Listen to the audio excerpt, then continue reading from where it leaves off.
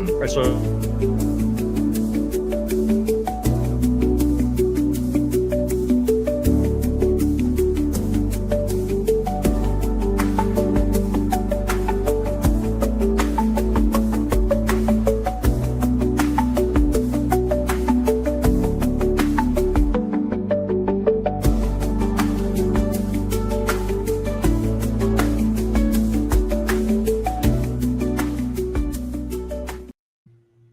what is up, everybody? We are back on the Lasagna Show on a wonderful Monday after one of the worst series of the year. So it is a great time to be on here talking some baseball.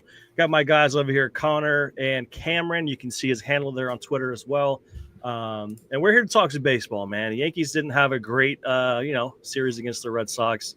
A lot of people pissed off. A lot of, arguing back and forth on social media, Twitter, all the whole 9 yards. So you know how things go, especially when we lose to the Red Sox. So what was some of your guys' impressions from that series? What are some of the things that stick out? What are some, things that you remember pretty vividly? What are some concerns you might have? We'll start from Connor and we'll go from there. Yeah, no, I think our bullpen was really exposed in a couple different areas in terms of not only just ineffectiveness with some guys on the shelf, but also just, we don't have answers for certain guys, and a lot of the guys that were kind of more effective early in the year were getting beat up and overused, and it's certainly got us thinking a lot about the obvious thing is acquisitions pre-deadline or even earlier, filling some of those holes, but also just usage thus far, if that pattern can continue, if it's sustainable or not. And the offense looked good. I'll say that. Yeah, that hasn't been the issue. We got guys coming back too, so. For me, it's firmly on the bullpen. Yeah, very true. What do you think, Cameron? Yeah, I think kind of piggybacking off that, bats look good. Judge is still being Aaron Judge. Can't stop him. He's a beast.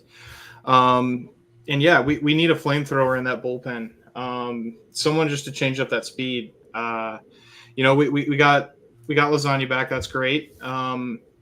But we need someone. Has it been? Kind of no, I'm just kidding. Has it been great? I'm just kidding. I'm kidding. I mean, we just no, you're good. Overextended him with those multiple arm injuries. I think is a huge key factor in that issue. So just like those key acquisition pieces, and we keep hearing Luis Gil, but he's got a full spring training to go through. This is going to be a post All-Star game. For acquisition, sure. And the saying always goes, adding a pitcher from the IL is like making a trade. That's what Cashman always says. So that is I still think we need favorite line. Yeah, I still think we need a piece because we know Marcus Stroman is not going to be that answer. Oh my God, Marcus Stroman should be my server at Chili's this weekend. That's what Marcus Stroman should be doing. Anyway, so yeah, I think a lot of that is definitely valid. It's one of those things where it's a big rivalry series. We just saw them have a big rivalry series against the Dodgers. So over the course of 162 games, there's certain series you circle on the calendar and you get up for. You want to see them do well against the Dodgers in a game, in a series where it's a rematch of the World Series, where the Yankees, shit on themselves all over the field. They got gentlemen swept, and then the Dodgers didn't stop talking shit for weeks. So it's like, okay, here's your first shot at getting a shot at him in the regular season. Show him something. Okay, Max Fried goes out there and gets his shit pushed in, and then Will Warren, who's got great stuff, gets punched in the mouth. Then we got the Red Sox, a team that we, for some reason, the last several years don't face for the first time until June. So it's kind of you got to wait for a while until the quote unquote rivalry is renewed. But you got another series you kind of get up for. Okay, Red Sox coming to Yankee Stadium. We just come off of the Guardian series after, taking care of business against them. Now we got the Red Sox in town. Red Sox have been struggling. Red Sox fans are crashing out all over Twitter. Oh my God, the team's terrible. Owner sucks, GM sucks, all the whole 9 yards. And they come into our house and take 2 out of 3. So it's a situation where you had 2 pretty recent rivalry series that you would like them to get up for, and they end up losing 2 out of 3 to both of them. So it's definitely disappointing. And something, I say it on Twitter all the time, typical Aaron Boone type shit. It's one of those things where you just want to see them. I don't want to say treat the series like it means more than any other regular season series, But it's the fans are excited, the stadium's packed, everyone's amped up. It's on national TV Friday through Sunday. Everyone's watching. Everyone wants to see how the hot start Yankees are going to look against two of their biggest rivals, and they fall flat on their face and lose 2 out of 3 in both series. So definitely disappointing. But what are your guys' thoughts on some of those things? I think you come in to both those series kind of feeling like the upside is a big statement. You're still going to be in the thick of it in the middle of the year, even if you sweep. But you're going to feel really good about your team, and you're probably going to feel like, okay, just don't crash the boat, right? Don't just keep steering straight, and we'll get guys back, and that's how we'll improve, and we're not worried about that. And then, you look at from the same situation, the negative side of that would be like, well, it's early, you never know, like, and kind of the flip around what we're doing now. But instead, you get the doomsday worst case scenario of we actually suck, our record is a lie, versus the positive spin of, hey, it's only June, like it's just one series. But I think you've made this point a few times, Johnny, where like you kind of look at it and say the only positive spin is we're getting some certain areas we need help in exposed. And on the downside, you're getting exposed by some good teams, and it should be a test. It should be a gut check. And if the powers that be don't identify what's going on objectively, and they just kind of hand wave it and say whatever, it's a long season, you start getting worried. But I mean, there have been positive moments. There have been phases of the game where I feel like I've seen a lot. There have been a few guys younger or unproven that have been given chances to step up and have shown some things. I think you're kind of seeing a rounding out of Jason Dominguez, kind of really super under the radar. You kind of notice him less, which is a good thing compared to where we were earlier in the year. You know what I mean? When he does play, I think they're giving him some chances in good spots for him. I think you're seeing a little bit less of him as a righty, but also like when he bats as a righty, he doesn't look lost like he was early in the year, even though he hasn't fully boosted those numbers up to be in line with his lefty stats. And I think there's a lot of things that are going to get unreported on or unspoken about, because the headline is, the Yankees kind of get worked in both series and get exposed in games where they had leads, in games where they needed to just put the pedal down and have the arms come in and kind of lock it up and pitch with a lead and pitch with confidence. And it feels like the inexperience is really shown, or guys that have had good years kind of got exposed, call it regression, but it is what it is. Yeah. Definitely some regression there for sure. I mean, the Yankees weren't going to lead every offensive category for the whole season like they were earlier this year. I mean, there was going to be a come back down to earth moment for this group, especially from some of the young guys who, Ben Rice, 1,000 OPS, Trent Grisham, 1,000 OPS, Paul Goldschmidt hitting like 370. Like those things were naturally going to regress, and it's not a negative thing. It's just a law of averages. Like those guys aren't going to maintain that pace throughout the rest of the season. But it's June. Everyone's talking June swoon like they do every year, and it just so happens to be the month where a lot of these guys are kind of regressing a little bit. But what are some of your thoughts, Cameron, about what we've been kind of discussing? Yeah. So I mean, looking back on these kind of 2 or 3 series, you look at kind of who we had starting. I mean, Will Warren, Ryan Yarbrough, Max Fried, and Carlos Rodon. 2 of those guys are going to be our playoff pitchers, and 2 of those guys we're not going to see.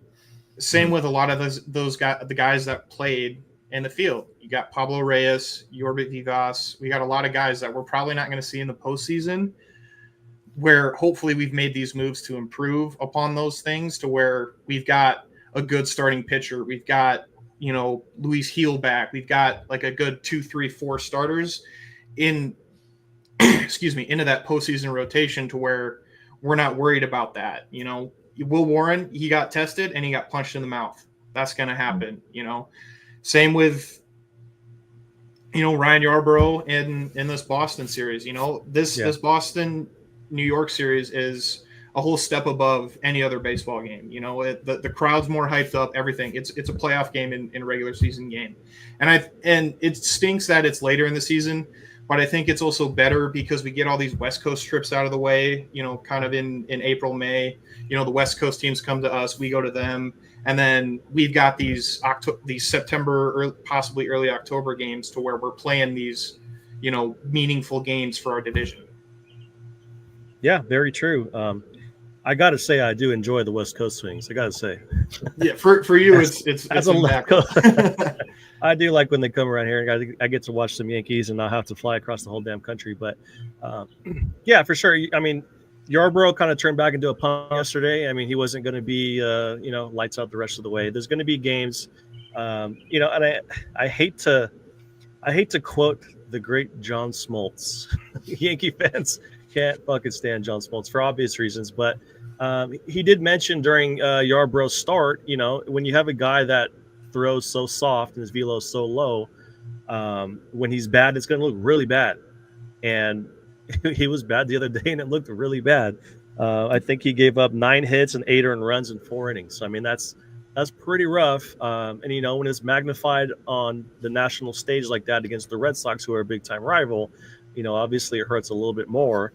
But going back to Game 1 in that Red Sox series, Will Warren actually did pretty well, which was a nice rebound from Dodger series. He's back in like a high pressure prime time sort of time slot there against a team. I don't think the Red Sox are a good team, but their lineup can definitely score runs, and the stadium's packed. Energy, adrenaline, all those kind of things. So you kind of want to see Will Warren respond to that after the way he looked against the Dodgers, and I think Will Warren did pretty well. But Aaron, it goes back to Aaron Boone stealing outs. I think he left Will Warren in a little bit too long. Pedrick comes in. He was a little bit overexposed as well. He was left in a little bit too long. And it comes down to the bullpen being short. They're very strict with their bullpen budget. Certain guys are not going to throw back-to-back days. Certain guys are not available no matter what on certain days. They're limiting a lot of workloads with some of these guys. So, like yesterday, we had, some of our lesser guys in there late in the game after Loizaga. You had Hedrick in there, and you also had Ian Hamilton in there late in the game when it was relatively close-ish. After Loizaga kind of shit himself, that was that. But it's one of those situations where Aaron Boone keeps trying to steal outs with certain guys, and leading to some implosions that could have maybe otherwise been prevented.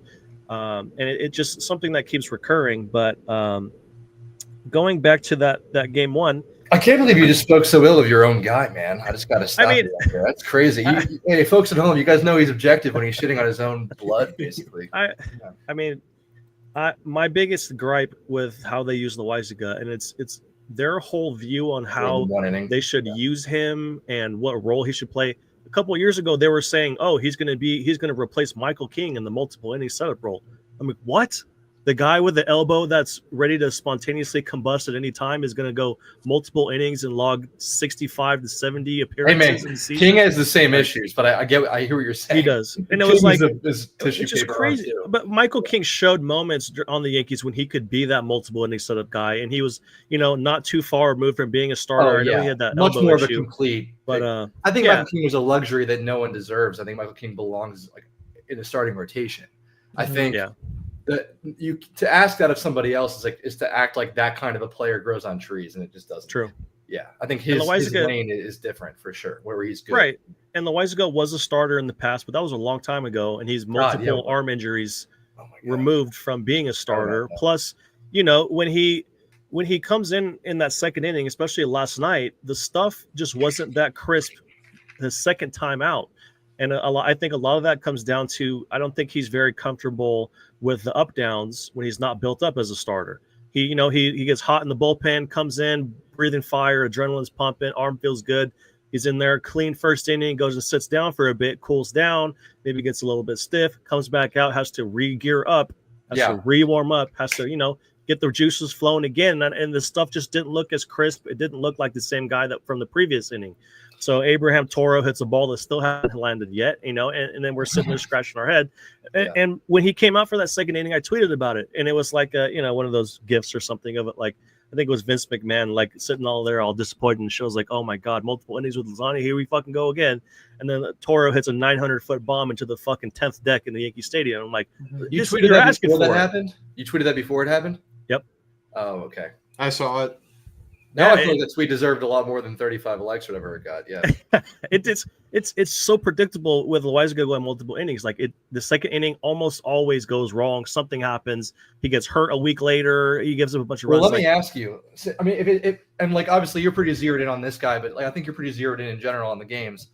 Do you think this is an example of how maybe unless an analytics team or a coaching staff is looking at that particular split where this is how a guy plays when he comes in for less than an inning or 1 inning or more, are they going to necessarily even pick up on that until it's too late? Or is the eye test going to be the only way to see that? And how much are they really looking at these guys as individual players with individual personalities and temperaments, or are they just saying, well, we'd like him to fit this role, and his numbers are good against certain types of players? Is it possible just to entirely miss a split like one or more innings on a guy? I think it is. They've got to have. I think they've so. got to have right. something. It's kind of one of those like where analytics fall short, and maybe we need to step up on the eye test part of things. I mean, otherwise it seems like it should be fucking obvious based on what you're saying. Because I agree. Mm-hmm.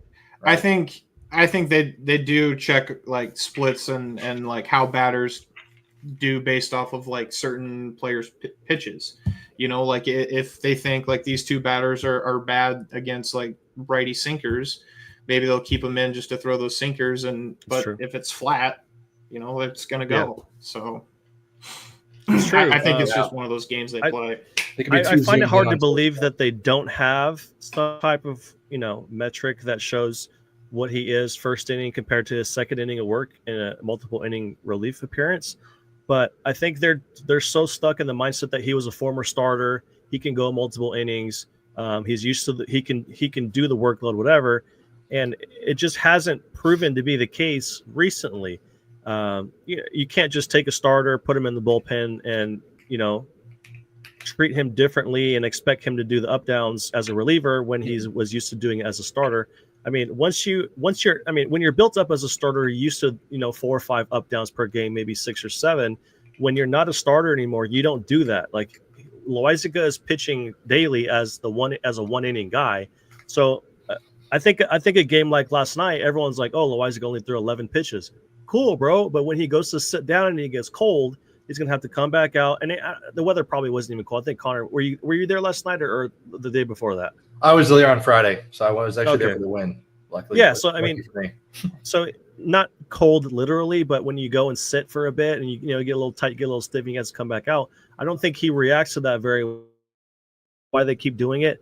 It's more the up down than it is the amount of innings he threw in the first inning of work. So I mean, that's just my opinion. He might go multiple innings the rest of the season and do fantastic, but I'm just not a fan of it at this moment. And another thing with Loaisiga, sorry, we're going on the Loaisiga rant here, but he's a pretty important piece of that bullpen, especially right now with Luke Weaver out. So this is, I mean, it's the only guy that throws 97. You could pick one. If you could pick one guy in the bullpen where if he'd been amazing and everything you could have ever expected, that would be don't erase any injuries. Like everyone who's injured is injured. Loaisiga being awesome or better than he's been would be the biggest help. So I think it's normal to focus on him as an internal solution or an internal dilemma.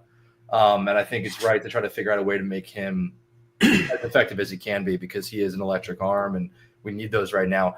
Because I mean, I think Cameron even mentioned it earlier, like we all can think about the very visceral need for a guy who comes out of the bullpen with an intimidation factor, throwing 98 plus, because as fun as Weaver's been, it's like, you don't really get that. And if Weaver's your best reliever, like what kind of bullpen do you have? Like, there's a difference between admitting that Weaver is like flawed and saying you don't love Weaver as a relief pitcher, right? So, I mean, and as badly as you and I wanted Tanner Scott, I feel like, I mean, you look at how poorly he's pitched so far this year. It's kind of funny. Right. I still want him. I still want him. His velocity's been down. His velocity's been down. I think that's a big part of it. Right. We're not getting him right now in the Dodgers and everything, but like a guy like him, I still want that. I would want a guy to come in the Matt Blake factory who's throwing that even with a 4+ ERA over a Luke Weaver as your back end guy. But I think the more likely scenario, especially given the fact that they've had success in the past kind of having these reclamation projects, is we're going to really go, and I hope we start now, if we're going to do this, just add as much depth as possible and see what sticks. Yeah. Like, I'm not mad at that. I mean, and I mean, we have guys right now with filthy stuff. It's a matter of figuring out what you have and adding more now is going to help you, rather than having two guys come in around the same time at the end of July, figuring it out during the, like, you know, hopefully it won't be too much of a pennant race, but figuring it out down the stretch versus adding guys now, especially guys who aren't going to be world beaters, just guys that kind of get in there and hopefully surprise you. Yeah. We got to get to work, man. We got to add a couple arms from the injury standpoint, but also just mixing it up and not having these guys, you know, all be injured by the end of the year because they're being overworked.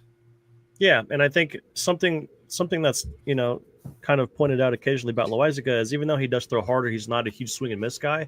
He's a soft contact guy, kind of like how Clay Holmes was. So it's like, yeah, we do have the guy who does throw 97 plus, but it's like he doesn't he still gives up a lot of contact. So I would love to see them go after a guy like Halverson on the Rockies, who throws 101, who can throw a four-seam fastball up in the strike zone and completely fucking blow you away, rather than hoping like Jake Cousins can throw a good slider, or Luke Avery can go throw a good changeup, or Devin Williams can throw a good changeup, or Cruz's splitter is working on a particular day, or Ian Hamilton's Slombio is working on a particular day. Like, you know, when you got guys coming in there with very touch and feel kind of off-speed secondary stuff, there's going to be days where you hang them. There's going to be times where you don't have a great feel for that day.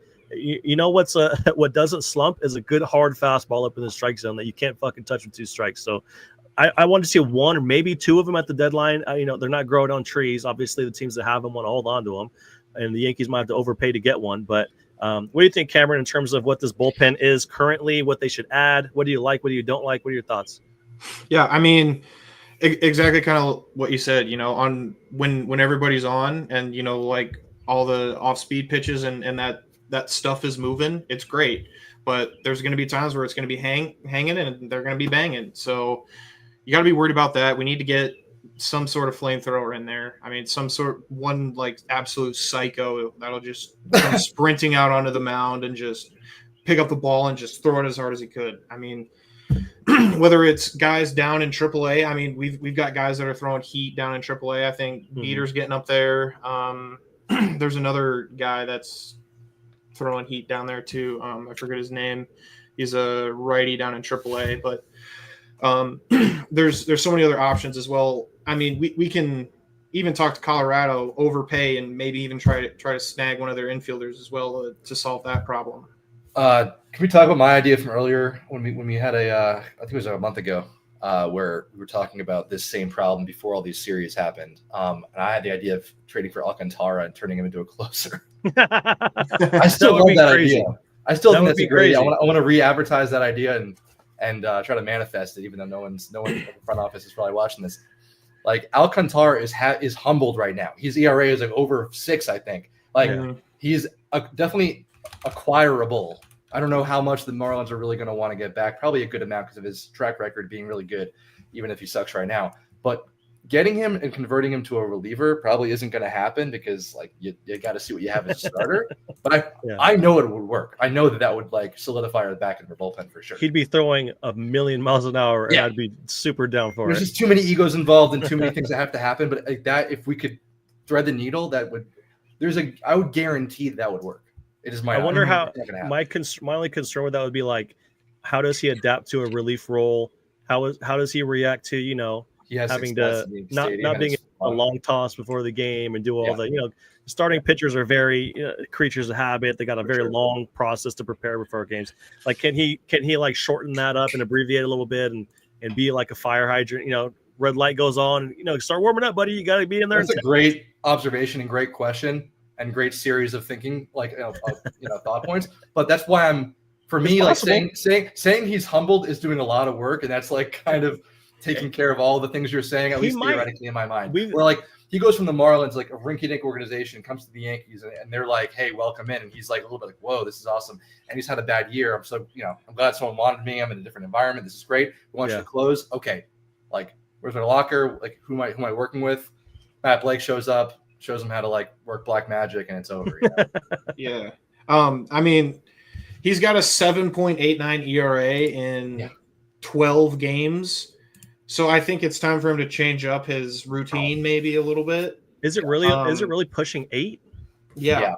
He's got to start coming up this week. I think maybe tomorrow against the Pirates, and that's going to be a big sign of if he can't face a AAA team and be effective, then like something's wrong. Because he's still throwing pretty hard. It just blows my mind how he throws like 99-mile-an-hour sinkers and has good stuff, and maybe he doesn't have good stuff. I need to do some homework, but maybe it's the coaching, maybe it's the catchers. I don't know, man. It's like there's a million different factors you don't always look at that sometimes talent doesn't overcome when you're coming off injury and stuff. I mean, he's clearly got the juice still. If you talk about a project that Matt Blake would love to have some fun with, it would be that fucking make that happen, Brian Cashman.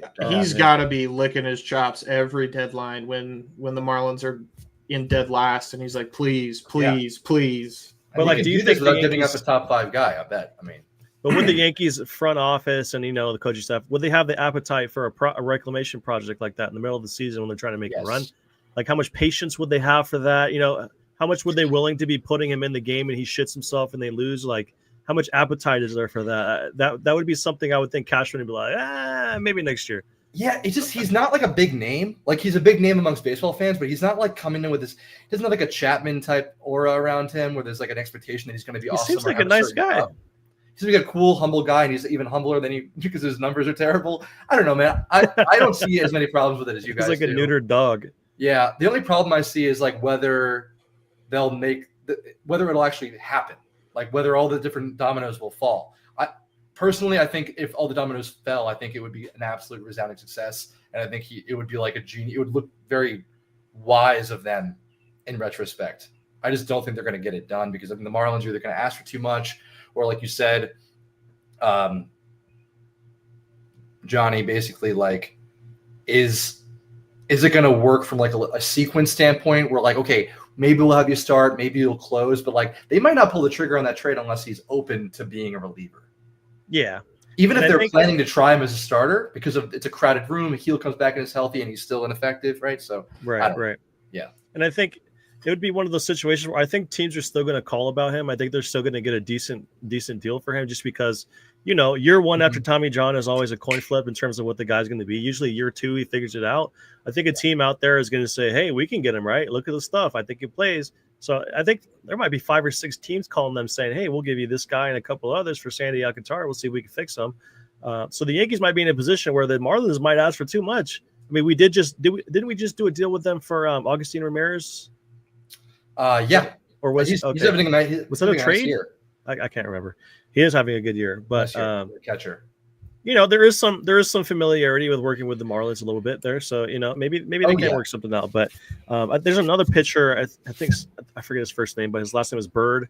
He's a reliever on the Rockies. Another Rockies guy. Another Bird from the Rockies, not just Greg Bird. We got another Bird. I did see Joan and Chad say Rockies never traded the deadline, which is true. I do. They didn't trade Arenado, right? Going into his walk year, right? They didn't trade Arenado. They traded Story, but they didn't trade Arenado. I remember that. Yeah, I'd have to use my Google Was machine. Tulowitzki traded? I think they let Arenado walk for nothing, and then 2 years later they signed Chris Bryant while they were terrible. Like it was, they're insane. Yeah. Chris Bryant deal is one of the worst there is. Everyone knew when it happened too. Everyone was like confused why they would do that. I mean, 100%. The Rockies traded Tulowitzki to the Blue Jays. Yeah, that trade did happen, but they let Arenado walk for nothing. Mm-hmm. Yankees legend Troy Tulowitzki. Got to acknowledge that. I was at the spring training game when he hit that 1 home run, and I'm telling you right now, I was excited about it, but he freaked out. Troy Tulowitzki, like he was so pumped, and then he was hurt and retired, and like within the next month. I don't know if you guys remember that at all, but he had he was yelling around the bases after a solo shot in spring training. I think I do remember that. You can find it. There's been so many names on the Yankees over the years when towards the end of their careers, like Pudge Rodriguez, Kevin Youkilis, Brian McCann, Kevin Youkilis.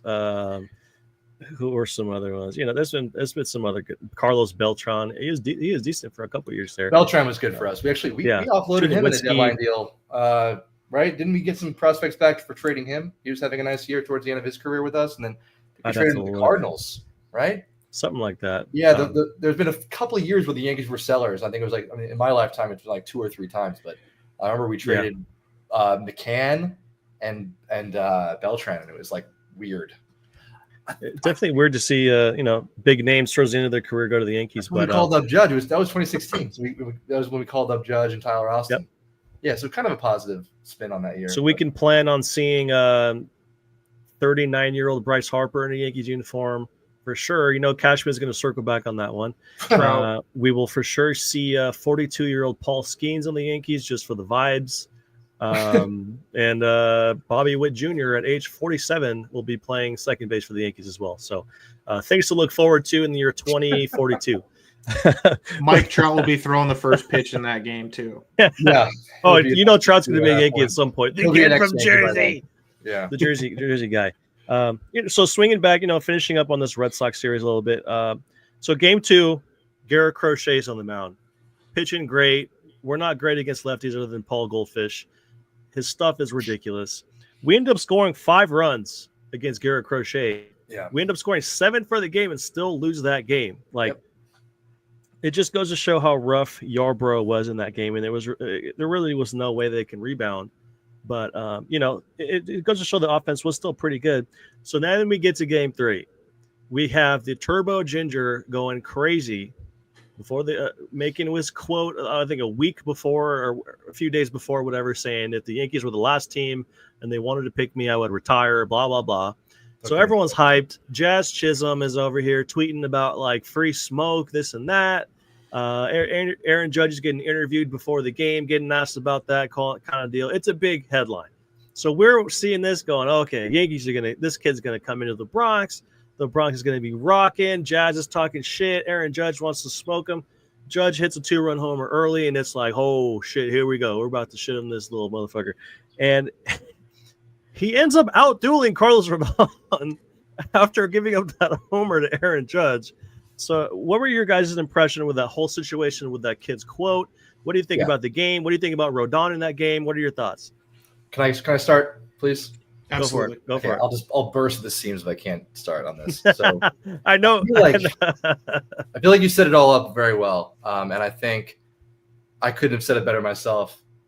I do think that there's a difference between a 2-month, a rookie with 2 months of experience coming out and basically like verbatim quoting Ken Griffey Jr., who actually has real reason to like hate the Yankees. Yeah. As if it's like making him like somehow untouchable from them when we haven't even, at least as fans, heard of the guy. And then coming in and kind of like, I wouldn't say out-dueling Rodon. I would say like, outlasting him. And they each made like 1 or 2 big mistakes, but like the sequence of things just led to Rodon having a more costly mistake later in the game. I mean, I think his isolated ERA for the game is still like over 5. It's not like he like worked us.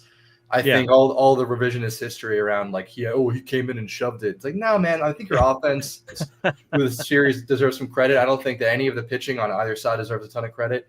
And I don't think I'm not going to blame Jazz for like having one bad game. I think he needs to consider whether he wants to be the guy like the lightning rod who's always sending tweets. But if you compare the quote, which is like not only derivative but just stupid and like psychotic to be saying these things when you're just trying to make a name for yourself in the league, versus like Jazz, who's like an established player, just like sending off a tweet and kind of being like playful about it, giving the guy some credit for saying like for talking trash, not coming at him, being like, hey, the game's gonna be interesting because this guy's talking shit. I like shit talk. Let's but you gotta back it up. Right. He's not a clown for going 0 for 4. No, he's just not though. He's just tweeting.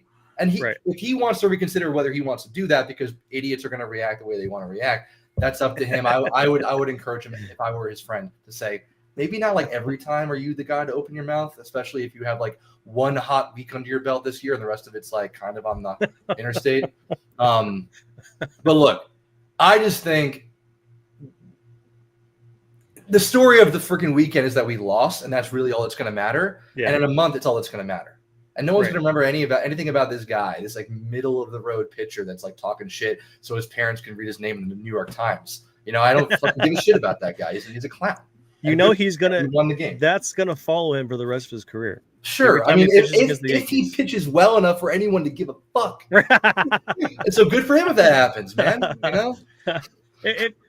I would be surprised. So I was working a couple weekends ago and I did see Dobbins pitch against the Orioles. It didn't impress me. It didn't look too great. Last night he was throwing 98 miles per hour in that first inning. I was like, holy shit, this fucker throws that hard. We might be in trouble here. Then Judge hits a ball 800 feet, and I was like, okay, I feel better now. But what were some of your thoughts, Cameron, on that quote from the pitcher, how the things played out, how Rodon was? What are some of your thoughts? Yeah, I didn't really have a problem with the comments. I kind of liked it. We don't really see a whole lot of the back and forth with the Yankees Red Sox guys anymore. Like, yeah, I like it. I mean, Vlad says stupid stuff all the time about the Yankees. He said it when he was young. Yeah. He's like, I'd never sign with the Yankees. Never. It goes. Dad said, hey, buddy, shut up. They might sign you one day. Exactly. And he went nope. So yeah, he quit, but now we'll never know because he's in Toronto for locked up forever the rest of his life. So good for him. But like I thought it was great, and maybe he really does hate the Yankees. His dad was a Red Sox fan. He grew up in New England, and maybe he had a little bit of extra gas. It's his first time pitching ever against the Yankees in Yankee Stadium. He was throwing hard. He had that gas. He had that hate in him, and that adrenaline was bursting through those veins. Holy shit! Yeah, I was like 98. Nobody told me this fucker threw 98. I was like, all right. I might have to readjust my expectations for this game a little bit. This fucker's throwing gas. But I was looking at the scouting report and I didn't see 98 on that radar at all. But no, I think Rodon just a small little blip in this radar. I think he's still having a great All-Star season. I'm not worried about him at all. It's just the coin just flipped the other way. Yep. It was the inevitable Narvaez, former Yankee, home run at Yankee Stadium. We all know former Yankee prospects or big league guys come back to Yankee Stadium for the first time or second time or 10th time, and they punish us for getting rid of them. So, of course, Carlos Narvaez was the one to do it to Carlos Rodon and tack on a 3-run homer off of him. But come on, Christian Campbell hits the porch job off of him. Christian Campbell actually had a pretty decent weekend for a guy that was struggling pretty poorly to the point where Alex Cora had to have a sit down with him and be talking mental here and keeping him afloat. So of course a guy like that happens to Juan Soto too. I don't know if Christian Campbell is going to have a $800 million contract hanging around his neck anytime soon, but you never know. Maybe he is Juan Soto reincarnated. But I mean, to see him, and this, I'm not going to say his swing is weird, but the bat flip was kind of weird. I was like, what the hell is that? And then the ball stays fair. I was like, what? So, Rodon last season had a problem with giving up a lot of homers. He gives up the Narvaez homer. He gives up the Christian Campbell homer. So it kind of came to bite him a little bit. So that was kind of disappointing. But it kind of follows a theme here in these rivalry Dodgers Red Sox kind of deals. So we had Max Fried, who was unbelievable, best ERA in baseball, looked phenomenal, blah blah blah. Goes to Dodger Stadium, ends up giving up 8 hits, 6 earned runs, and only striking out 3. Like, okay, all right, whatever. So we got Will Warren coming next. Will Warren's got phenomenal stuff. He's having 4 or 5 great starts in a row. Yeah. This would be a good test for him at Dodger Stadium. And that's the game we end up losing 18-2. And Will Warren gives up 7 earned runs and 1 1/3 innings pitch. You're like, fuck, what's with these guys? And you got Carlos Rodon. Everyone's like, well, Carlos Rodon didn't pitch in the Dodgers series, so he gets the Red Sox. Okay, cool. He's been having a great season. Let's see what we got. 5 earned runs. Gives us a homer to Christian Campbell. Gives us a 3-run bomb to Narvaez. Yarbrough pitching great, looking good, right? The Yarb goat, changeup looks good, change the grip, the whole story, blah, blah, blah. Gives up 8 earned runs. So I'm like, is any one of these pitchers going to step up in one of these rivalry, big time series that, everyone's watching TV? I just want to see some big time response from these guys. And an interesting stat that came out after the game yesterday was the Yankees are 0-15 when trailing by 3 or more runs. So when this team goes down by 3 runs, especially early in the game, they're 0-15 in those situations, which is absolutely crazy. So these are some trends. Everyone's on the timeline last night like, oh yeah, don't overreact, blah blah blah blah. When we overreact, when we get pissed off about these things, it's because we're projecting that this might happen in the playoffs. What if we get to the World Series again to face the Dodgers? Max Fried. The Dodgers have seen him a million times. There's nothing he can do that they haven't seen yet. So that's a little bit of a concern. Will Warren, his quote yesterday was, oh, my God, there were so many people at Dodger Stadium. Oh, man, this is crazy, blah, blah, blah. That's a little scary come playoff time. He's going to be a little cuckoo in the head, feeling some pressure. Yarbrough, he's going to be a middle relief guy going forward. But we know Carlos Rodon, he's been a little bit of a head case before. So, we're seeing some signs in big-time rivalry, televised, popular, amped-up series. We're seeing some signs of things that I don't want to see going forward in a potential World Series, ALCS kind of situation. And God forbid you voice that opinion. All of a sudden, you're some crazy, overly negative guy on Twitter. Like, relax. We can talk about things we're frustrated about. We can talk about things we're not liking seeing. And I know the roster might change at the deadline going forward, and there's going to be different bodies in there. Stanton's coming back. Luis Hill's coming back. Cousins coming back. Weaver coming back. There's maybe trades on the horizon. But, they had all those guys last season, and they got, beat up pretty bad in the World Series. So it's one of those situations where there are some troubling signs that we've seen in the Dodgers and Red Sox series that I don't like to see. I would like to see them, they're going to go to Fenway here after the Royal Series. I'd like to see them, kind of come up and give a little bit of that punch back, get a little bit of a response there. They're not going to see the Dodgers again this year, obviously. So, that might be you might have to deal with that in the World Series if it does play that way again. But definitely want to see them get up for these, prime time, highly, big Their exciting offense is series up. type situations. Can I just pause really quick? Because Yeah. like both things you're saying, that you're kind of framing as being opposed, like they're both right in my opinion, and they both can be right. Where like it's just bad luck, it's just the swing of the season, yada yada. But also like when those swings happen is when you kind of like get certain things exposed. And so if you don't use that as data, or at least like as a fan, like recognize the concerns, then you're just like, fooling yourself and just waiting to get excited when they win. Right. So it's like, I think people like they're responding to the notion that you'd be like really like hitting the alarm bell when we're in first place. No. And they're looking to fight with someone because they want to feel something because they just lost, and it's that, or they want to argue with Red Sox fans. Yeah. Right. But the thing I want to focus on for me is like, okay, so the offense looks awesome right now, even without our full like strength. With Jazz coming back, I think it's helped so much. Yeah. And I'm not worried about that at all. And I'm happy. Like, I think we take for granted that post Soto, for us to still be doing this is the biggest positive of the year, because pre-Soto, we were futile as an offense outside of Judge. And so soon we forget, where like it's as if we've returned to some kind of like status quo without Soto. No. We are as good, if not better, than we were with Soto. And pre-Soto, we were terrible. Yeah. Don't forget, for like 2 years, terrible. We looked good on paper at times. We had good months. We were not leading the league in OPS. And sure, we're going to like maybe end up finishing top 5, maybe not number 1 in every category in a lot of these cases because of regression. Maybe we will be at the top. But we should be happy with that and say, okay, from a position of strength, right? We're deep at catcher. We're deep in other areas. Like we talk about losing a guy in a trade to the Marlins who's having a nice year. We don't even blink because we got Ben Rice, we got Austin Wells. Like we have a lot of things to be happy about and not be tight about. But the bullpen, man, it's the easiest thing to fix in baseball. If that's like your biggest issue, and we've been spoiled in that area more than we have on offense, I feel good about this team. I don't think we need to be freaking out. But the thing I will be freaking out about is like whether the front office is going to take care of it and actually come through. And I don't know if it's going to look the way I want it to look, but they're going to do something, right? Right? Yeah, fingers crossed. Yeah, man. You got what I'm saying, though? I mean, there's a lot to be happy about, and I think there's a kernel of truth in the voice that you're kind of throwing out there saying, hey, man, Johnny, chill out, man. It's fine. Yeah. Like, it feels bad, but we're going to be okay. Like, obviously, that depends on a lot, but I kind of get where they're coming from with that shit. I mean, and last year I was the guy saying this team is bad fundamentally. I was talking about different aspects of the team that I didn't like middle of the year when they did face the Dodgers at Yankee Stadium.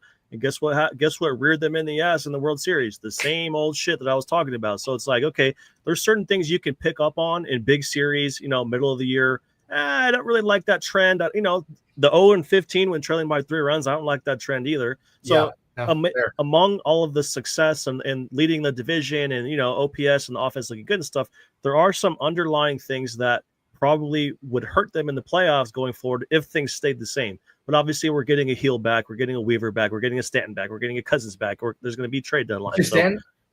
Yeah, big Stanton guy. But what are some of your thoughts, Cameron? What are some of your thoughts about the current roster, the pitching, the 0-15 when down by 3 or plus in the game? Like, what are some of your first impressions with what's going on to this point with the roster?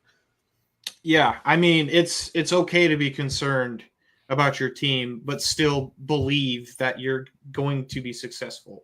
Yeah. And kind of my biggest concerns are what's the middle infield going to look like, going forward with, Jazz being back and DJ and, there's still, I don't have full faith in DJ for the rest of the season. I mean, it's kind of like that, Trent Grisham, he was really hot. Now he's starting to regress a little bit. I think DJ is going to regress a little bit. So I think we need to address that as well. There's also a matter of Ben Rice, very good baseball player, very good hitter. What's his time going to look like when Stanton does come back? That's going to be tricky. Same with Goldschmidt. They were talking about a little bit of a rotation with the 3 of them, but then you're also talking about Judge, who's going to have to DH with our heavy outfield rotation.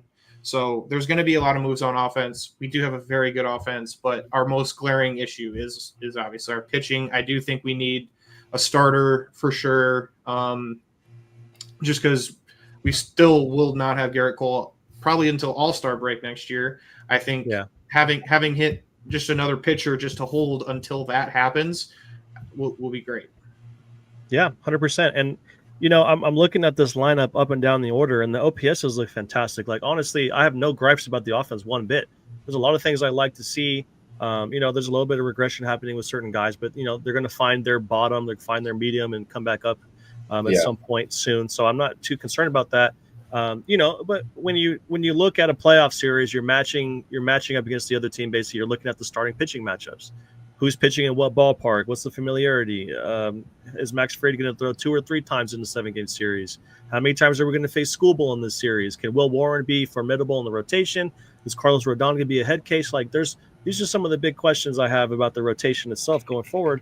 And Luis Gil does help. His stuff is fantastic, but there's no guarantees of what he's going to be when he comes back from this injury. We don't know if he's going to have enough time to rehab in his extended spring training that he's going to be doing here soon. And can he replicate the first half of last season to where he was arguably the best pitcher and one of the best starting pitchers in all of baseball? So, I think the team is fine. I think they're going to be in the ALCS at minimum. Mm-hmm. I think a World Series appearance is very practical. Houston's looking a little bit better. I still think we're better than them. I still think we can beat them, but you never know. There's some history there. Other than Houston and Detroit, I really don't see anyone in the American League that's going to really give them too much trouble, and I think that's to their advantage. So there is time for them to figure out some of these things, because I think they're going to run away with the AL East. I don't think it's going to be even relatively close by the end. So they can afford to figure some things out on the fly, because they're going to get one of the buys in the American League, I believe. As long as I think there's 2 buys in the playoffs now, right? The top 2 seeds in each American League, National League.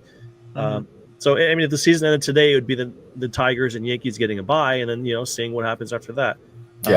Avoiding the wild card series is by far the most important thing on our agenda. Just like because that's just fluke. That's just fluke. Yeah, we've got some interesting. Yeah, go ahead. No, go ahead. Well, I think a lot about the Tigers. I don't think as much about the Astros for whatever reason. I feel like the Tigers are an interesting matchup, and I feel like just the way they're pitching, it scares me. And I think they're a pretty complete team, I gotta say. Yeah, they got better starters than us.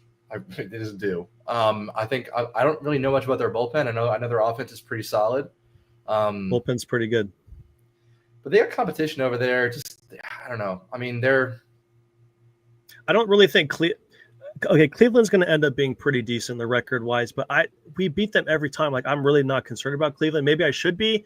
They can always have the series of their lives against us in the playoffs, maybe, and shock the world. But I see Detroit and maybe Houston as more of Houston because of the negative vibes and they do have a Christian Walker. There's still some hitters in that order. What's his face? The shortstop. Is it Pena? I forget it. Pena. There you go. Pena's having a really good year. They traded for what's his face from the Cubs last year. Cam Smith. Yeah. So there are. Sorry, I was thinking of somebody else. There are some good hitters on that team still. The pitching is it is what it is. But whenever you get in a rivalry situation like that, weird things happen. Look what happened against the Red Sox this past series. The Red Sox were looking like shit, and they end up beating us 2 out of 3. So I would think I look at Detroit easily as the biggest threat. It's going to be, in a 7-game series, you're going to need to win the games where your ace pitches, which would be Max Fried, going against Skubal multiple times in the series. That's going to be a tough back and forth. There's going to be pressure on Rodon or Gil, whoever is going to be the second pitcher in that rotation, to maybe have to pick up for the team after they lose to a Skubal. Skubal could go 9 innings, 13 Ks any given day, and you'd be like, fuck. Like, what are we going to do against Max Fried? Could go 2 earned runs over 7 and still lose. So it's one of those situations where, the rotation is going to have to really work out. We'll see what they do at the deadline. Our bullpen, I don't know. I think the lineup will be still pretty solid, but, definitely some things to look forward to in terms of how the American League is going to play out and that whole kind of thing. Very interesting series coming up against the Royals, though. We will be in Kansas City. They'll be facing Bubic, who is one of the best pitchers in baseball this year, 5-3 with a 1.43 ERA. Tough. He's a lefty. Tomorrow they have this guy Noah Cameron. He's got a 0.85 ERA. That's crazy. In 5 starts, right? I think he might be his first big test. Yeah, so 30 innings. So where do the Royals find these pitchers, man? They got Reagans it's too. crazy. And then you got Lugo in Game 3, who he's a pretty crafty guy. So and then after that, you're going to Fenway. Are we skipping Carl Reagans? That's pretty lucky, even though he's coming back from injury. Yeah, sure. I know he's up to a bad start, but he's in my opinion anyway, he's their ace. And the Royals, we were sweating a little bit during that Royals playoff series last year. Like there were some moments in that series I was like, oh, this is good. Not as easy as I thought it was going to be. Like they exposed us for sure. If they have Reagans and one game to and all them, these guys, we lost one game to the Royals. Was it?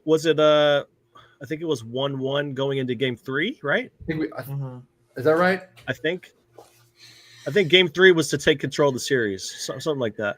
Yeah, I believe we won Game 1, lost Game 2.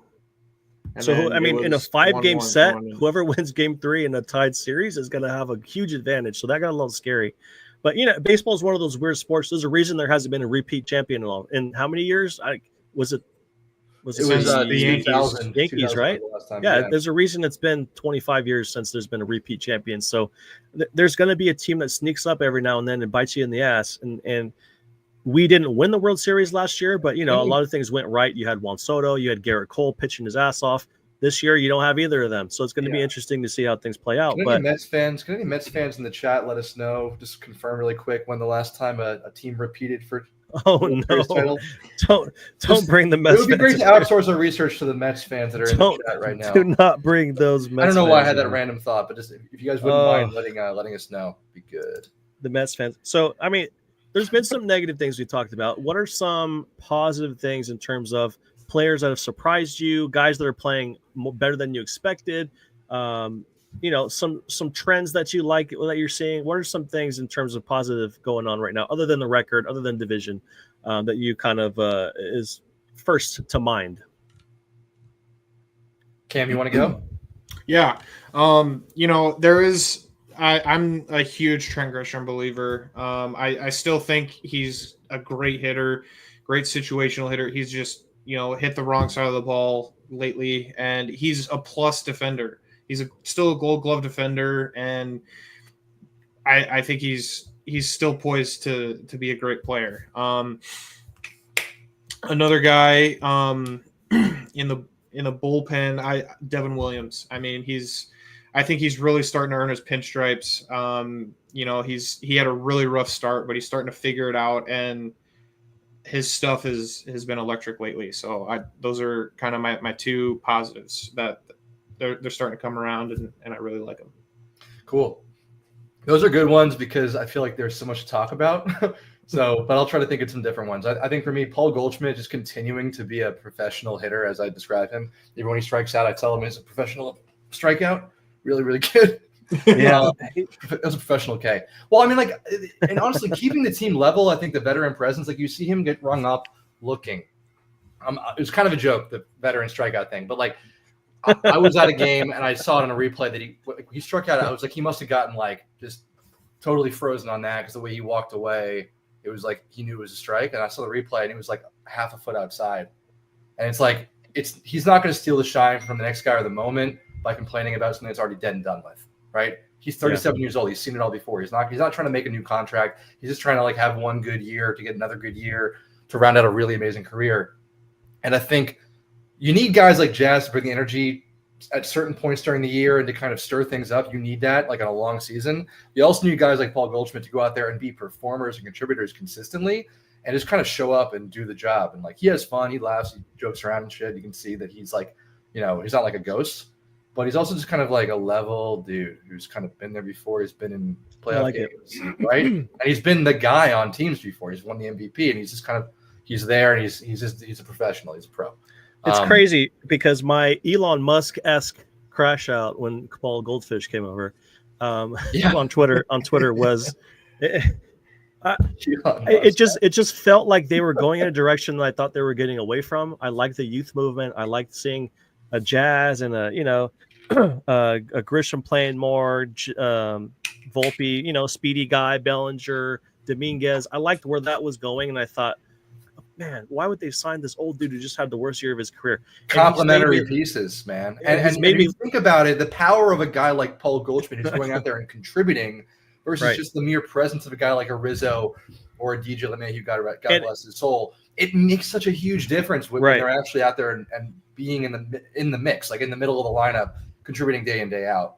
As well as being a defensive mentor for a guy like Ben Rice, who could very well take that role in the next year. It goes from looking like a played out thing they've done a million times that hasn't worked to like this is a true stroke of genius by the front office, and you have to get and it's unfortunate that my Elon Musk-esque Twitter crash out about Paul Goldfish labeled me as an anti-Paul Goldfish guy. No one cares anymore, man. You're good. You would be surprised. You would be surprised with the comments I see in my shit that still fucking talk about that shit. And I'm like, I cleared the air 100 times. Like, Jesus Christ. F them, dude. F them, dude. Forget them, man. There is still some motherfucker that's gonna hop in my shit and be like, "No, remember when you."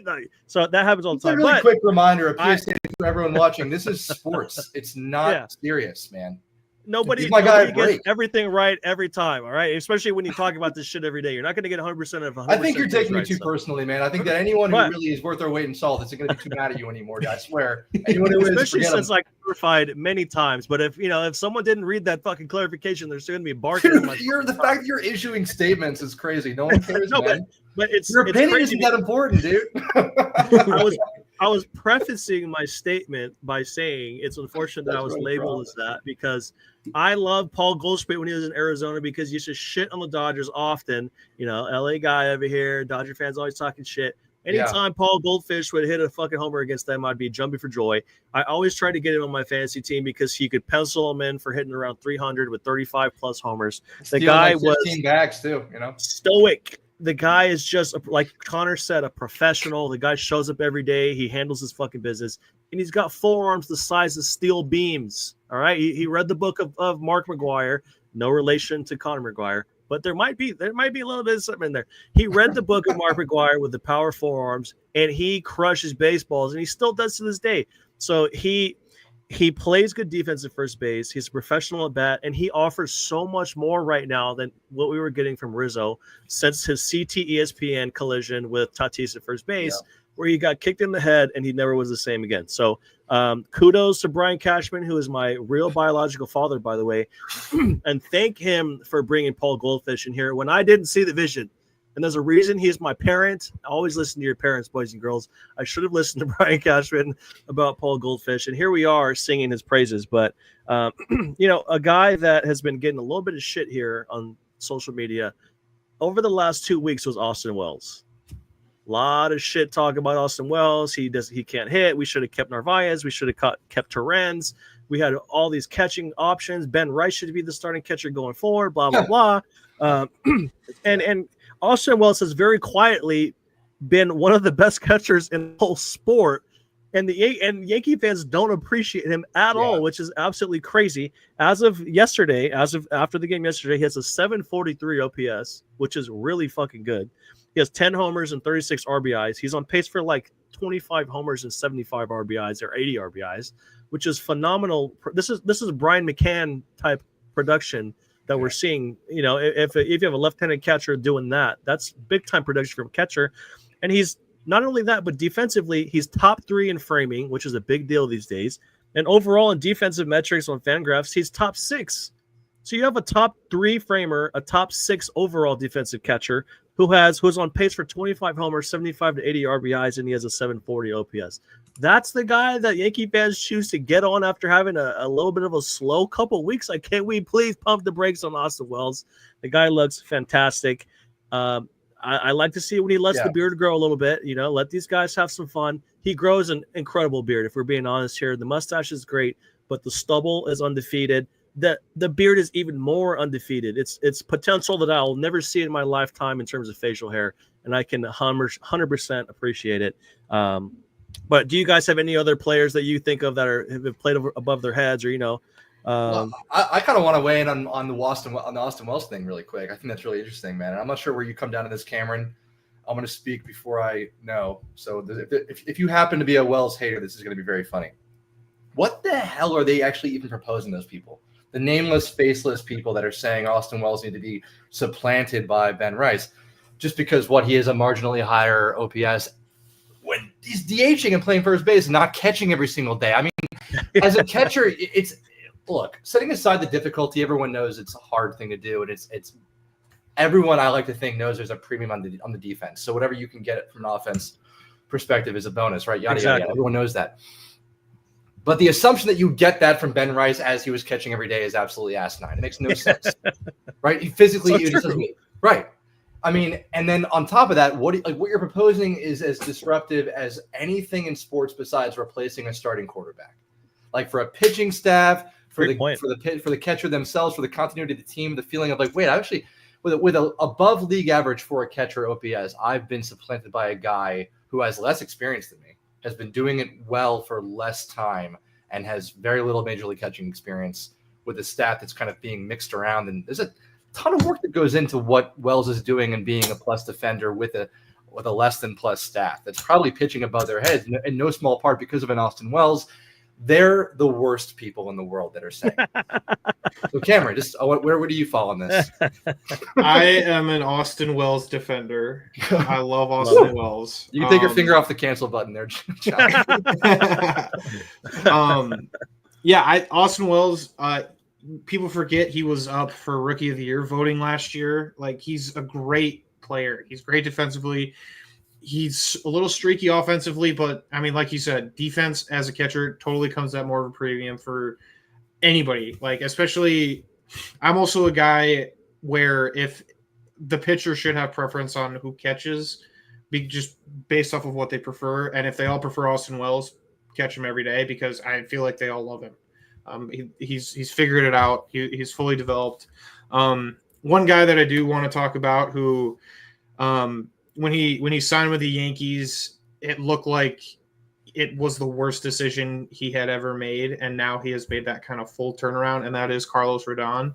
Mm-hmm. I mean, that first season, we had so many viral moments, him sitting in the dugout pouting, basically in tears, like him blowing kisses to the fans at Angel Stadium. That was really bad. Turning his back to Matt Blake to now he's a leader in that pitching staff, and he's being a mentor, and he's shoving. I mean, he's top 5 in strikeouts. He's low ERA. I mean, he had this one bad game on Sunday. Whatever, doesn't matter. I mean, one bad pitch to Narvaez was really the difference. Exactly, 3-run homer. He's fully turned it around. Maybe it's the beard thing. I'd also like to see Austin Wells maybe kind of test this water with this trimmed up. Go the full Mike Napoli. Let's see the full Mike Napoli. Mike Napoli, holy throwback. As a Carlos Rodon jersey owner, not jersey with a J, I was half in, half out with the jersey. I'm not going to spend $200 on a jersey just yet, but when he first came to the Yankees, I liked him a lot coming from the Giants. He had a phenomenal 2022. He threw 98. He was pumping. Yeah. He was angry. He was pissed off all the time. He kicked the bat and hit his teammate in the shin. That's the kind of tenacity and fire I want in the Yankees dugout. There's too many safe shins in there. We need to threaten some shins in that dugout. Positive. need some hot. Anyone who's seen the video knows that what you're being. We need some threatened, scared shins in the Yankees dugout to wake these guys up. 0-15 when trailing by 3+ runs. If Rodon starts kicking bats around, I think they're going to win one of those games. But it was very unfortunate. Especially if it's Pablo Reyes, or do not hate on the utility man who also pitches. All right, this guy's Ohtani 2.0 with 81 ERA. We cannot poo-poo. I didn't think it was possible, but I mean, Pablo Reyes has made me feel like I was wrong about IKF the whole time, and like he just doesn't ever do anything good. Like I'm not trying to be like I have zero expectations outside of so you're a major leaguer, and it just feels like there was a time where he was up like no outs, second and third, and it's like he got a cookie and he just like rolled over on it, and it ended up being a run, but it was like, dude, like you're a major league hitter, right? Like what? And he's bad defensively. I just don't get it, man. I don't get how he's on our team. He has a warm body with a beating heart to fill out the roster. That's really all he is. But with Rodon, man, that first year was horrible. I was really excited when we got him. I bought the jersey, which is a big time commitment for a scared fan. 2023 didn't look good. I stopped wearing the jersey. He comes back last year, pitches better. The jersey comes out. Middle of the year, a little scary. Give him a lot of home runs. Scherzer goes back in the closet. He finished the year pretty well. Scherzer came back out. Scherzer is out in full form this year, getting plenty of sun. Yeah. So we're very excited. But this all it's nice. Seems a lot less impressive knowing that you have a custom Trent Grisham jersey and he's done well for like 2 months. I mean, it feels like maybe you're talking to Cameron is a big T-Rank guy over here. So, I vote for him every day to be in the All-Star game. We all there you go. There we go. Let's go. Cameron knows ball. You got to 5 times a day for Trent. Yes, 5 times a day. I was on my phone and my computer. I was the guy who had the Luke Weaver jersey before it was popular to even like Luke Weaver. All right, so we're starting a trend here. All right, underlying Yankees get jerseys and they perform well. So put a T-Rent in the All-Star game just because I bought his jersey, so I can be validated for spending that money. Yeah, he's got to hang on just a little bit longer to the All-Star break to get that all. He's falling up too hard. It's like, dude, if you could do like league average for 2 weeks, he's in. It was always going to happen. Have like 2 great series. That's all I need. Like do really well against Boston, and then really well like that next week. Yes, I mean he's still got an 825 OPS, which is crazy. Yeah, his OPS was 1,000 though, so I mean he's fallen back down to earth pretty hard. I would tell you Matt Carpenter for a minute there. It was like that was the debate. Yeah. That was the Twitter poll I threw out there, and everyone said I was a crazy person, like they always do. Am I ever not a crazy person on Twitter? What were they saying? Yeah, no, you're always nuts. Never crazy, just early. Yeah. They said I was nuts. No, what were they saying? I just like Coors Light and baseball. I'm a simple guy. He does love Coors Light. Christ. Watch a lot of Scene. Yeah, man. I like hard fastballs. Am I a criminal for that? Someone tell me I am. I like Austin Wells. I like beards. I sound like a pretty good guy, right? It's been a simple pleasure. Connor knows I could patch drywall. I mean, I'm the full package of it. Yeah, he definitely is good at applying the caulk, and I'm good at watching him do that. CAULK. Oh yeah, no, sorry. For anyone who's got a sick mind and isn't very handy with themselves, they might have gotten the wrong idea there. I'm talking about Home Depot materials. Okay. Yeah, I just a really quick tangent here.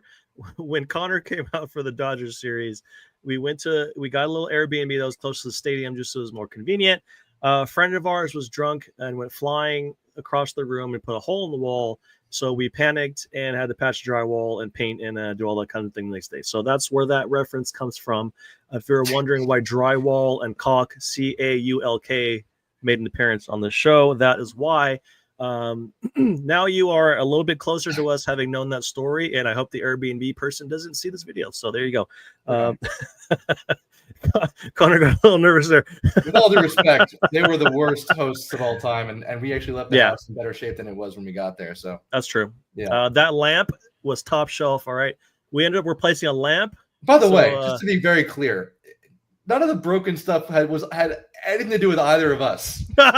So we're just fixing everyone's problems out there in the world. We have our own problems to worry about. We're still going out there, and we're basically like we're domestic superheroes. We were the good guys in this scenario. All right, we were just over here trying to make a good impression to our very irritating Airbnb hosts. But you know what? Having a little project during that day gave us something to do. We ended up finding a really, really great taco place, very authentic taco place in near downtown Los Angeles. Very true. Yeah. It was a bonding moment. It was a positive. Cameron is enthralled with this story right now. Yeah. Oh man. Okay, so I wrote down a few fun facts here. Some of them are positive, some of them are negative. I'm the big negativity guy, so of course when I spit these out, negative stuff. So I'll save the positivity for last, so I can get those people off my back and leave. Openly saying you're a big negativity guy is crazy. That's what they say. You say one thing that went wrong. Oh my God, this guy's a big fan of negativity, putting more and more negativity out in the world. Oh yeah. I just buy all this Yankee shit for no reason. I just like to watch them lose and be fucking terrible. It's like probably the same reason you golf. You just love to be agitated. You'll pay agitated. You love pain. Yeah, there's a word for that, isn't it? Where you like being hurt and shit. It's called being a Red Sox fan. Oh, there you go. I mean, you like tattoos like me. I have, as a guy with none, I respect that. I have no idea what it feels like, and I can't sit here and pretend like it. So, I have seen people, take pretty poorly to tattoos before. Is that a thing? Where they have to be like. I saw a video of a guy that got a back piece that was like multiple hours long, and they had to put him to sleep for it or something. That's like a colonoscopy. It depends Whoa. on a lot of the places where you get them, like the ribs, anywhere that bends, it hurts, and kind of like a lot of them. If you get a place where there's like a lot of meat, it's not gonna hurt. It just feels like a sunburn, like somebody's touching your sunburn. That's how I explain it. Just thinking about getting too bad. Raffy Devers across my ass. What do you guys think about that? As long as you send me pictures first, I will sign off on. I'm just kidding. Okay, you want to This do the one probably tattoo? hurt the worst. Which Oh, one? on your hand? That was the most painful? Yeah. Was your This is hand my- vibrating and shit, or how did that go? Yeah. Well, and it was like super awkward. I had to sit like this. No. Yeah. Was there That's something my you could prop? Could you prop something under your arm so it's more comfortable at least? Yeah. So it was like on my elbow or like right here. Oh. So. And then he Is was that like like holding a- my hand, and It looks like a kind of a minimalist baseball player. Is that right? it's a little cowboy. It's my right hand Oh, I man, see it. Roger. Oh, is that a gun? I like it. Yeah, Shooting from the hip, Nice. just like with my these right opinions. hand man. Yeah, I like it. All right, so I'm going to Sorry, run down some of these. Back to the notes I took negativity, down.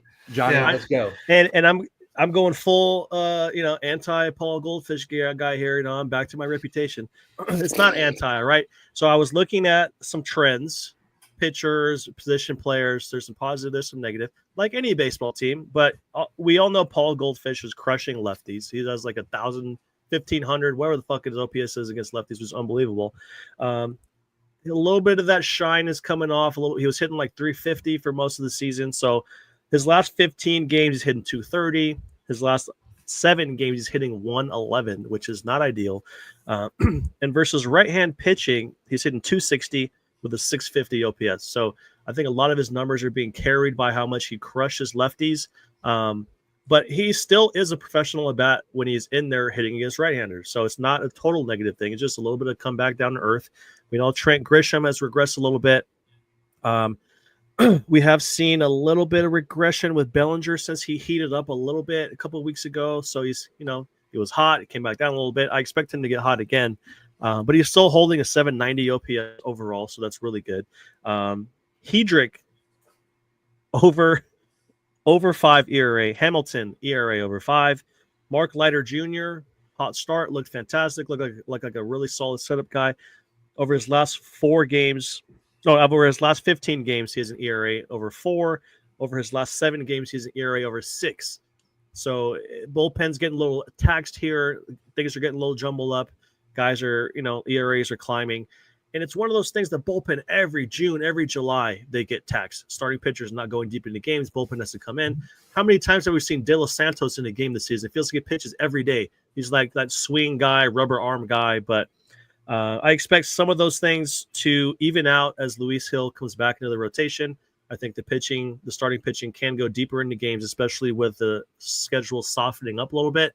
We're not going to be facing Dodgers, Red Sox, tough teams, every freaking series going forward. So there's going to be a little bit of a break there.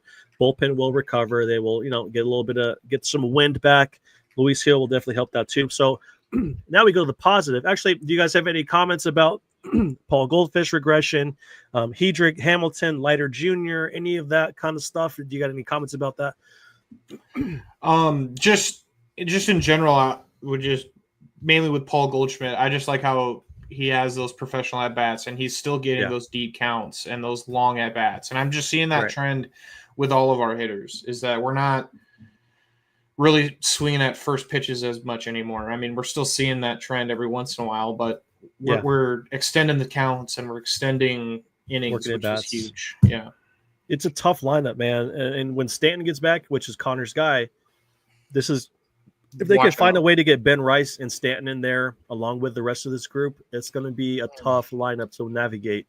Connor, you got any thoughts about those guys or anything that came to mind while I was going over my my negative segment before the positive segment? I've been thinking about some like the innings leaders, right? And the guys that, for better or for worse, have just eaten the most innings or just been used up the most.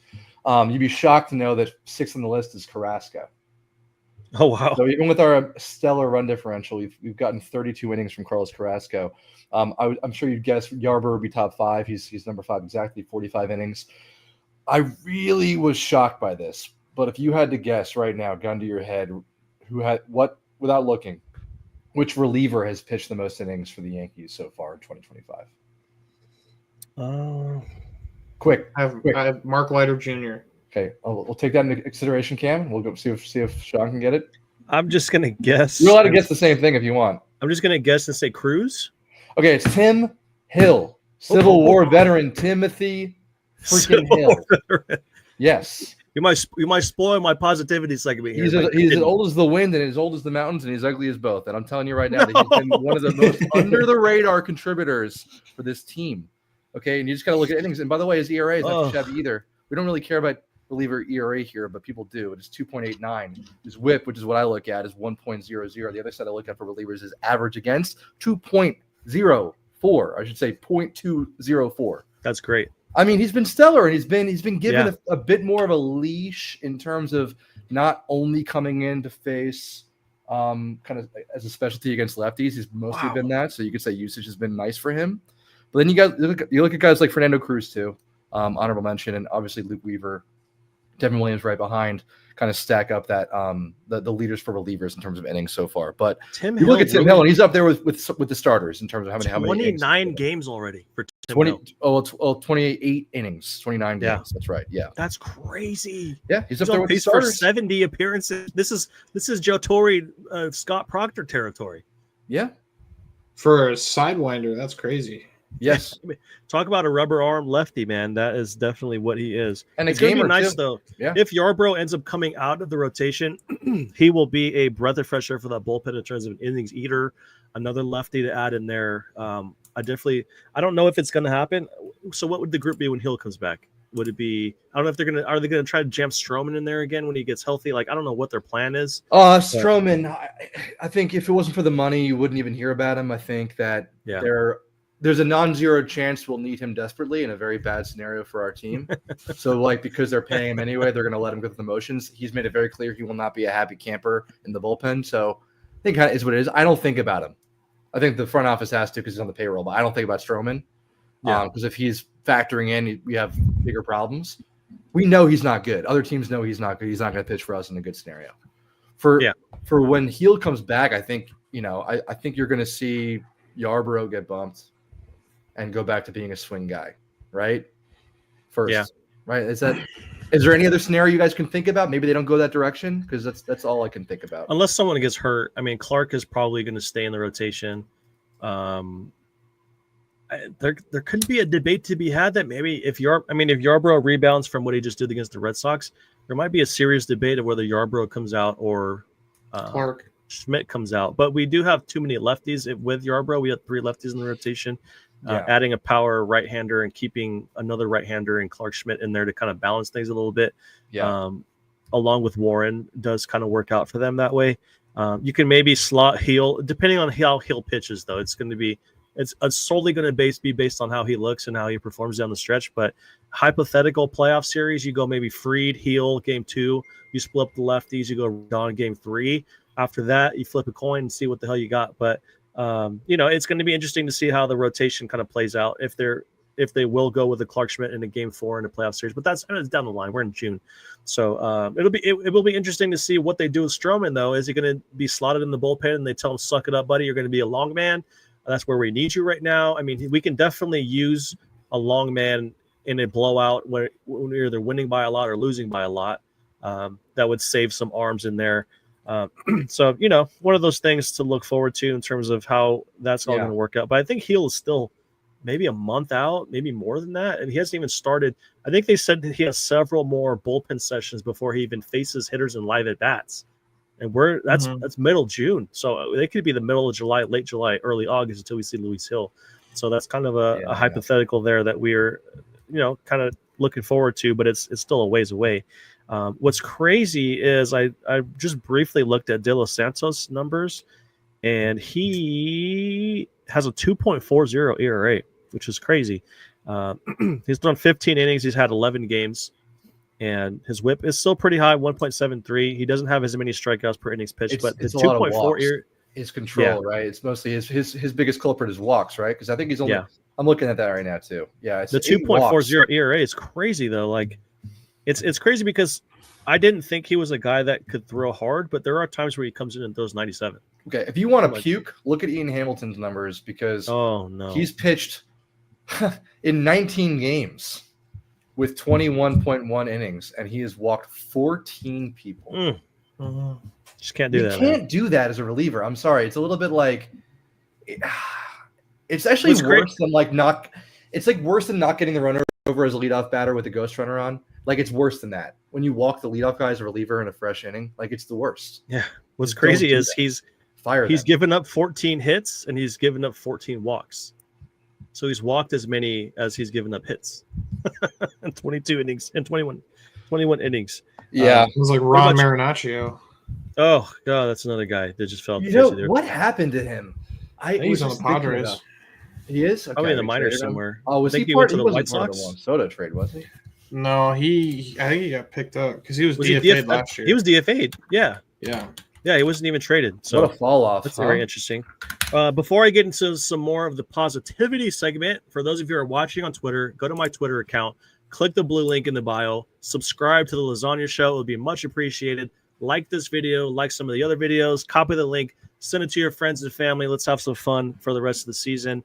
We're going to have guests like this periodically, especially on off days, to kind of recap some of the recent series, talk about some things. There's some hot topics in Yankee land. So definitely would love to see you guys in the chat, see you guys interacting. It's going to be a good time the rest of the season. So getting into that, Johnny will come over and fix your drywall if you have any cracks. If you don't have any, subscribe and then break your wall, and he'll come over anyway. We will have to do a Home Depot run, and there are supplies that will be needed, but the wall will be patched. I can't guarantee the paint match unless you got it in the garage, but we will secure the hole in your wall, figuratively speaking. And my expectations were pretty high going in, but I got to tell you, going to a Home Depot in downtown LA was the biggest party on earth. The place is amazing. It's electric. Smelled phenomenal outside. I got to say, if I wasn't so hungover, I would have had some of the tacos. So here's what it is. I was fighting for my life. I was looking for some drywall shit. So it was a very eventful next day, as you could imagine in such a Hopefully scenario. We're doing it justice. I feel like people are very confused right now. Someone's gonna pop in with us though. Someone's gonna pop on here and hear them like drywall and Home Depot runs and tacos. These guys are just promoting a local Home Depot. What the hell is wrong with these people? I think I'm in the wrong place. It's just another day in the life of just guys being dudes, right? It's just shit like that just happens sometimes. Gotta tell you. But getting into some positive things. So Tim Hill, we already touched on. Connor was on it with his very in-depth analysis there. He has a 0 ERA in his last 7 appearances, which is fantastic. There was a little bit of a period there where he was kind of shaky. People were like, oh, Tim Hill's not in my circle of trust anymore. But I think he's earned his way back in with a 0 ERA last 7 games. Aaron Judge, obviously, is like the best player we've ever seen in our lives that didn't do steroids. Whoa. Like, that's not even hyperbolic. That's not even a stretch there. He's literally the best player you're ever going to see that didn't put a syringe in his ass. So you know what guy's good when it's played out to say that he's good. It's like it's like so played out. I mean, Aaron Judge is it's good, to a point where people are jaded. Good, it's boring. What do you think about Aaron Judge so far, Cameron? Can he have the best season he's ever had, even having hit 62 home runs in the past? I mean, he still could hit 50 home runs and bat like 390. Like the batting average is just stupid right now. Yeah, the only thing that he needs to do to kind of really cement himself is win this Triple Crown. Ooh, that would. He doesn't even need to though. If he bats 390 and hits 50 home runs, like who's done that in the last 40 years? Like who's done that? I mean that trumps anything that people have had the Triple anybody's Crown ever before. done. Yeah, if you're pushing 400 and you hit 50 bombs. I mean, he's got a real shot at the Triple Crown. Who's going to pass him? Cal Raleigh? He's not going to keep that shit up. Otani, maybe. Don't get me wrong. Cal Raleigh is doing some pretty special things. And it's unfair to Cal Raleigh that they shouldn't be comparing him to Aaron Judge. He's a catcher too. Yeah, come on, man. These things could be happening in parallel, and I think it's really cool what Cal Raleigh's doing, and he's probably having as good a year as a catcher's ever had. But we're not talking about Cal Raleigh. This is not a Mariners show, so. MVP. I think you're right. I think he's going to run away with it. Until Cal Raleigh continues this for a full season, we haven't seen that. People on Twitter are trying. People on Twitter are trying to make the Cal Raleigh Aaron Judge conversation for the MVP a thing. It's I've not never a thing. It never seen will more be a thing. coping over an individual player outside Was of Bobby- LeBron James. It was Bobby Witt.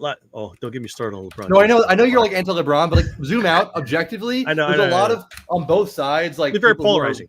well, there's intent on rewriting a narrative that doesn't really. It's not relevant. Like LeBron's great. You might not like his personality. Big deal, right? Aaron Yeah. Judge, I think outside That's of about LeBron as simple James, as you could put it. yeah. So- Outside of LeBron James, like there's no player that's drawn as much coping from multiple sides on an individual player basis, and it's a sport where individual performance means less, right? So it's even more shocking. I think it's because people have been trying to put Ohtani ahead of him. I've seen a lot of really great, poignant tweets about like, oh, we're not supposed to believe that because Ohtani pitched 3 years ago.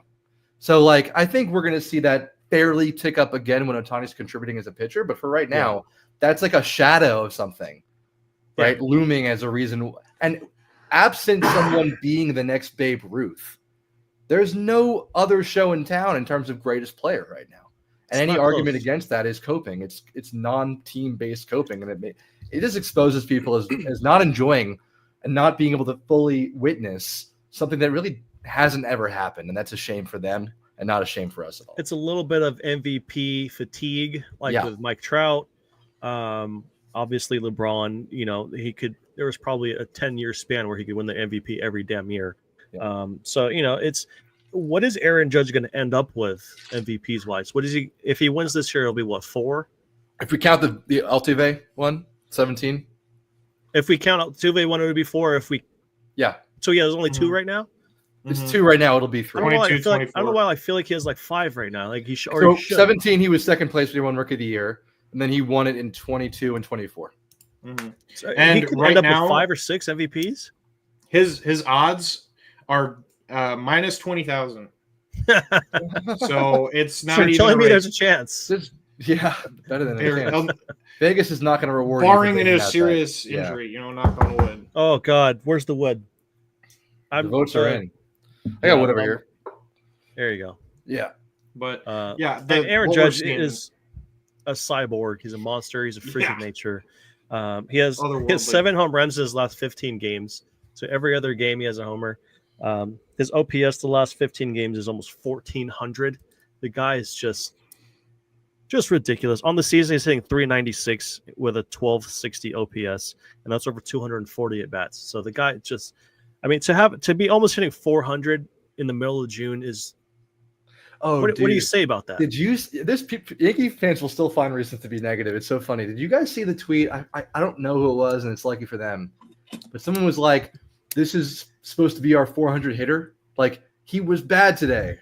Like I thought this guy was supposed to be 400 against hitter. Chris It's like, Sale. wait, what are you talking about? He K'd 3 times against Chris Sale, and there was a small portion of the timeline that was going, "Fuck Aaron Judge." I thought this guy was supposed to be a 400 hitter. It's such a crazy thing to say. You're never gonna please everybody. You're never gonna please everybody. What That's kind of not allowed to have a says- bad game, I guess. Yeah, Aaron Judge ever. is allowed to have one Cameron, bad ever. game. You're in the Twitter sphere. What do you picture someone when you read a tweet like that and you're like, oh, like I don't even know. There's nothing to say back, right? But like, when you picture that person and think like, what are they going through right now? Like, what, do you blame public schools? What do you blame? Like, I don't know. I just blame public schools. I just blame the lack of like they just have to have something to be mad about. Right. Yeah. Like you don't need to. Like It's like there's- willful insanity or something. Like they're like, today I'll be nuts. I won't also suspend logic today. And I'll just say this. Right. Yeah, There are like, some finding accounts ways that- to complain about something. Yeah. exactly. I thought this guy was supposed to be. Who is supposed to bat 400? I'm sorry. It was looking right now. It was June 7th against Boston. He went 0 for 4 with 3 strikeouts. So I gotta find that. What happened to the MVP? Like that whole kind of discussion. That should be a starts going on, segment. right? We should find the most ludicrously dumb tweets and like put them up on the screen Oh my god! and then just talk about them for 30 minutes. If you want to give it the time of day, we could do it. Yeah, create imaginary Should they be lives for these rewarded people. for stupidity though? Yeah. I mean, you could just pull up a certain Red Sox account and we could just go to town all day. Oh man, I think you're talking about the one I think you're talking about. Well, Is the guy there's a life cycle of Twitter It's the celebrities. way, You know, we don't everyone- even. the guy that tries to pretend like he's a Devers enjoyer? Yeah. Yo, pour some out for that guy. I used to really enjoy Devers Enjoyer. Me too. Ever I thought he was enjoying Devers? hilarious. I think we deserve a better class of Red Sox troll. There's a couple And he used to accounts be that. that. Are trying to make up for the lack of Devers Enjoyer now, Yeah. and it's kind of forced. You Yeah, see man, what they're it's trying the to Twitter do. celebrities, like, dude. Yeah, man. Cringe. You can't. Cringe. Yeah, you can't remake a masterpiece. Once Devers Enjoyer is gone, you just can't fix that. He was like their Gabe. He was like their Gabe. Gabe was a goat for me. And he had such a unique kind of like sense of humor in terms of the gifs he would use, the way he would phrase things. He would hashtag random words all the time. He, like obviously the anti-Volpe. You know what it was? It was the humor about himself. It was the self-deprecation mixed in with like I'm a big fan of this team. Instead of like my whole shtick is just I'm a motherfucker and I hate everything. Like, and I hate you because you're a Yankee fan. It's just like, and like I'm just gonna yell in your face about it. Like, okay, anyone can do that. Where a little bit of grace to it, a little bit of like humility and a little so unique. Yeah, man. He would use the goofy like early Facebook era emojis in GIFs, like very pixelated, like goofy looking emojis and shit. They're like nobody uses like those except teeth and yeah, exactly. You know exactly what I'm talking about. Like that nobody did that type of shit, or like hashtagged weird random words, or like the way he talked and like his sense of humor. You can't replicate it, and you have some of those Red Sox accounts that are trying to duplicate that, and it's forced. It's kind of cringe. You know, there's a couple good ones out there, but you know, there never will be a replacement for Devers Enjoyer. I don't know if he's got a burner out there. Someone tried to dox him or something. What happened? For the literal, that's what happened. But for the literal, that's unfortunate, man. For the tens of people at home who were wondering whether we all had our favorite Red Sox Twitter accounts, they had their answer. I mean, Devers Enjoyer, he had over 10K, 15K. He had a lot of followers.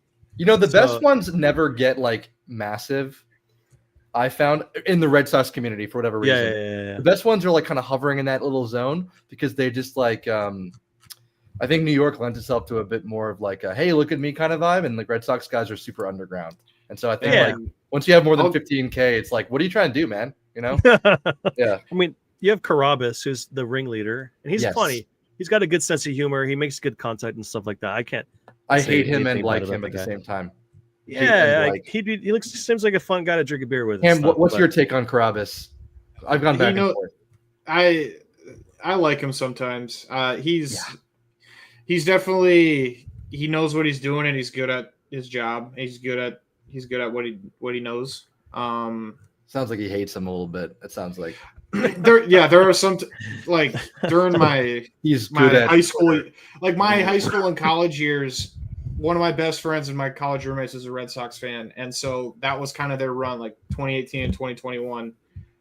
I ruined with this guy, and I listened to Carabas all the time talk about how good the Red Sox were and how they beat us. And all that must have been torturous, crap. Man. He's a big time homer. He's a big homer. Like he loves his team. He couldn't change the dial. Like terrible, I mean, he's living the dream though. I mean, he's getting paid really good money, and he's on commercials and shit to like talk Red Sox. Oh yeah. I mean, he's turned into something. Which means you're allowed to say whatever you want about him. Well, within certain bounds, but I appreciate what you're saying, Cam. I consumed a lot more Barstool back then, and I used to get like actually like to a level that I'm not proud of, like just pissed off, like alone in a room, like fuck this guy, you know? Yeah. And but then you kind of get good at all this stuff, and you're like, dude, that's such a terrible fucking vibe to like hate someone, right? Isn't that it? But you still feel it. Like I felt all those things too, but now I'm just kind of like, respect the game. Like I wish Yankees Twitter had someone who's a bit more forward and a bit more cavalier. I think Carabas' biggest knock against him is he's a bit of like a homer who kind of like meets the Red Sox and then gets soft on him. He loves Cora. That's true. I think he's never going to like what them. That's their criticism. Like for other Red Sox fans, it's like he's a shill. But I wish we had a guy who had a bit more charisma and was as like forward with the constant video content as he does, and a bit more of a crossover thing where he was on like MLB Network and all that shit, or a girl, whatever. Because right now our representatives are like talking Yanks, and they're obviously going through the ringer right now. For you got reasons. Keith McPherson on WFAN. I love Keith. I love Keith. Keith's really cool in person too, and good dude. A real fan, and I respect the fact that he is a credential now, so a lot of times he could be anywhere he wants in the stadium, and he's out there in the bleachers because he understands like that's where it's at, man. And I've gone to some games in really nice stadium. The best place to be, man, is like right field. And he knows that. And he's out. He's like moving around all the time. He always takes pictures with everyone, and he's a pretty busy dude too. I mean, beers I respect the hell out of Keith. Stuff. I mean, going to the bodega before the games and hanging out, having a beer, and vibing with some of the bleacher creatures and some of the diehards. I mean, he's in the trenches with some of the most diehard fans in the whole fan base. Then he goes to the game. Then he leaves the game and does a radio show all night, which is crazy. I respect the hell out of that. He's got a kid. He's got a 1-2-year-old son. Yeah, that's crazy. I mean, just a couple of guys representing the fan bases, living the dream, doing their thing. Grinding. So, good for them. Definitely a positive there. But yeah, I mean, all the Twitter sphere in general is hilarious. All three of us are there. We all follow each other. We all interact. It's absolutely hilarious. Some people take it very seriously. Some people don't. I made my Twitter in the beginning as just a way to vent. Because if I sat here and talked to my mom and brother and family and cousin and dad about all this bullshit that's circulating in my head, they'll say, "Get the fuck out of here and go." I don't. They just don't understand. So you can't block someone in real life. Outlet. There's no outlet with your family about this shit. It's just like circulating in your head. And you're pissed off. You're like, "Fucking, I hate the Slavia for being Hamilton." And your family's like, "What the fuck are you talking about?" So, you're a savant, though. You build a following in your sleep. I don't know how you do it. I love following you. I've loved following you since before we even met. But like you have some kind of a deep-seated reptilian knack for this. It's weird. I think escapes the rest of us. I never anticipated my account, kind of follower count growing and shit like that. It was just you could ask Ray, who's one of my best buds. I've known him for a million years. I only made this account just to talk to other Yankee fans and fucking vent. That's all I want to do. And, sometimes I post memes, sometimes I talk some shit, sometimes I'm a little fucking weird, but, it is what it is. That's what you get. And you're along for the roller coaster ride. I have a pet bunny and I drink Coors Light. So it's not sometimes you go out there and you have these terrible shit takes about Paul Goldschmidt and everyone fucking hates you. It happens often, all right? There's a lot of shit takes if you keep it down. If you keep digging deep enough, you will find a lot of shit that's really dumb. I find them every now and then searching for an old tweet. And I'm like, oh, fuck, I can't believe I said that. But everybody has those moments. But Connor has a very unique, has a good following, very unique way he talks about things. You did a breakdown of something. Was it last year or the year before where you went super in depth on something with like all these statistics and all this crazy shit? I was like, I couldn't even sit down and think of where I would start to put something together like that, which is crazy. Cameron, I've had him on there for a long time. Really good dude, knows his stuff. So it's a fun community. It's exciting to be around. It's someone to watch a game with, talk baseball with. And you make some friends along the way, and it's a good situation. And here we are, on camera, talking some shit and acting like we know what we talk. Act like we're knowing what we're talking about, which is fun. And for anyone who's still with us on the live on YouTube or on Twitter, if you're on Twitter, go to YouTube. Respect to you, and honestly, I'm actually a little embarrassed on your behalf that you've stuck with us for this long, but I appreciate you either way. We are all grasping for something to watch and entertain ourselves with no Yankee game on tonight. The NBA Finals is one of the worst matchups of my lifetime, so I don't think many people are watching that or thinking about that much. So we're out here just talking some baseball and having some fun, shooting shit, and it's been a good time. My guy Eddie in the chat, it was great to meet you as well. I always love seeing you at the stadium. I think I saw you in Arizona and San Francisco as well, so that's fun. Definitely got to hang out some more. But let me dig into some of these other positive notes real quick. Very surprising, DJ LeMahieu has an OPS over 700 right now. Couple homers, smacking some singles around. He has surpassed what I expected. What are your guys thinking about DJ at this point? We needed him to be something, and he's been something. Yeah. And I think we all appreciate what he's done for us for his 2 stellar years and then beyond. And even if we get on him or get frustrated with him for good and bad reasons, I think it's important to note that like sometimes all you need is a replacement level guy to kind of tide you over between injuries and things like that, or just to kind of come in and be a utility guy. And if that's what he is, then we could do a lot worse. If he's starting game 1 of the ALDS, I'm a little bit worried, but good for him, man. On a personal note, good for him as to kind of show us he still has something left in the tank. It's good to see. 100%. What do you think, Cameron? Yeah. If this is the last season, which is probably a good chance it might be for DJ, hope it's a good one and it's looking good. But like Connor said, I don't expect him to be our starting second baseman or third baseman for any postseason series going into the future. I mean, he has vastly overperformed what I expected, and like to a point where in the last week he's hitting 391 with an OPS pushing 1,000. Like, yeah, what the power is shocking from what we saw. Where did this come training. from? Yeah, getting in shape, I guess, man. Getting in shape, getting healthy, progressing. I think with the strength and the bat speed as the season's gone on, I think it's really easy to see a guy in February swinging a bat like he weighs like 3 pounds, and then you forget, like, okay, if the toe's healthy, he can work out more. If he's working out more, he's getting those skills back. He's 36, but he's not dead yet. Good. Like, you can kind of see it in hindsight, whereas it was a little bit hard to find or inspire any hope when you're seeing him swing the way he was swinging and using a heavier bat. And you can start thinking, I use a torpedo bat kind of thing. And I couldn't believe up my eyes when he wasn't using one. He was, like, to me, number one candidate. But, old dogs, no new tricks, and he's showing that he can pull out some old tricks. And it's that home run last night was pretty huge. So, yeah, 100%. And it was never personal when we would come down on him, like, man, this guy is just giving us nothing in the lineup. Like, maybe his foot was still bothering him. Maybe maybe he was winding down, wearing down a little bit during the season. Whatever the reason was, he was not offering anything. He was a walking paperweight. It's not saying the guy's a bad teammate or he's not a bad teammate. He's not a bad guy. It's just he was pounding the ball into the ground, hitting the double plays. He's slow as shit. And everyone's like, bro, I can't watch this anymore. But it's like Aaron Hicks. Oh my God. Whew, I could do a whole hour on Aaron Hicks. Don't get me started. Connor McGuire loves him though. So no, I don't. No, it's honestly an achievement. I had to bring him up once. It's an achievement in modern medical athletic science that a guy with DJ's body can be a better ball player than Aaron Hicks. It's like, the way what is he 6'4", like 240, 250? Aaron Hicks, it's just give me a break, man. Hicks is like wasted potential. What's crazy is Hicks had power, he had speed, he could play good defense, he was a switch hitter. He was like a bigger Byron Buxton, Yeah, there was a lot of good things going for him, and now he is a golfer in his mid-30s. Great at golf, better than both of us, man. Oh, 1,000%. I'm not even close to what the hell he does. That guy had a hole one in a par 4. If you guys knew that, but he did. Our friend Junior, I don't know if you met him or not, but he has a hole in a par 4. You talking to me? Yeah, you met Junior, right? Junior. Okay, there you go. Okay, I wasn't sure if that was Sunday or what. I don't know. I got my days mixed up. Days. It's okay. When I tell you about I was hurting from that hangover, and I wasn't kidding.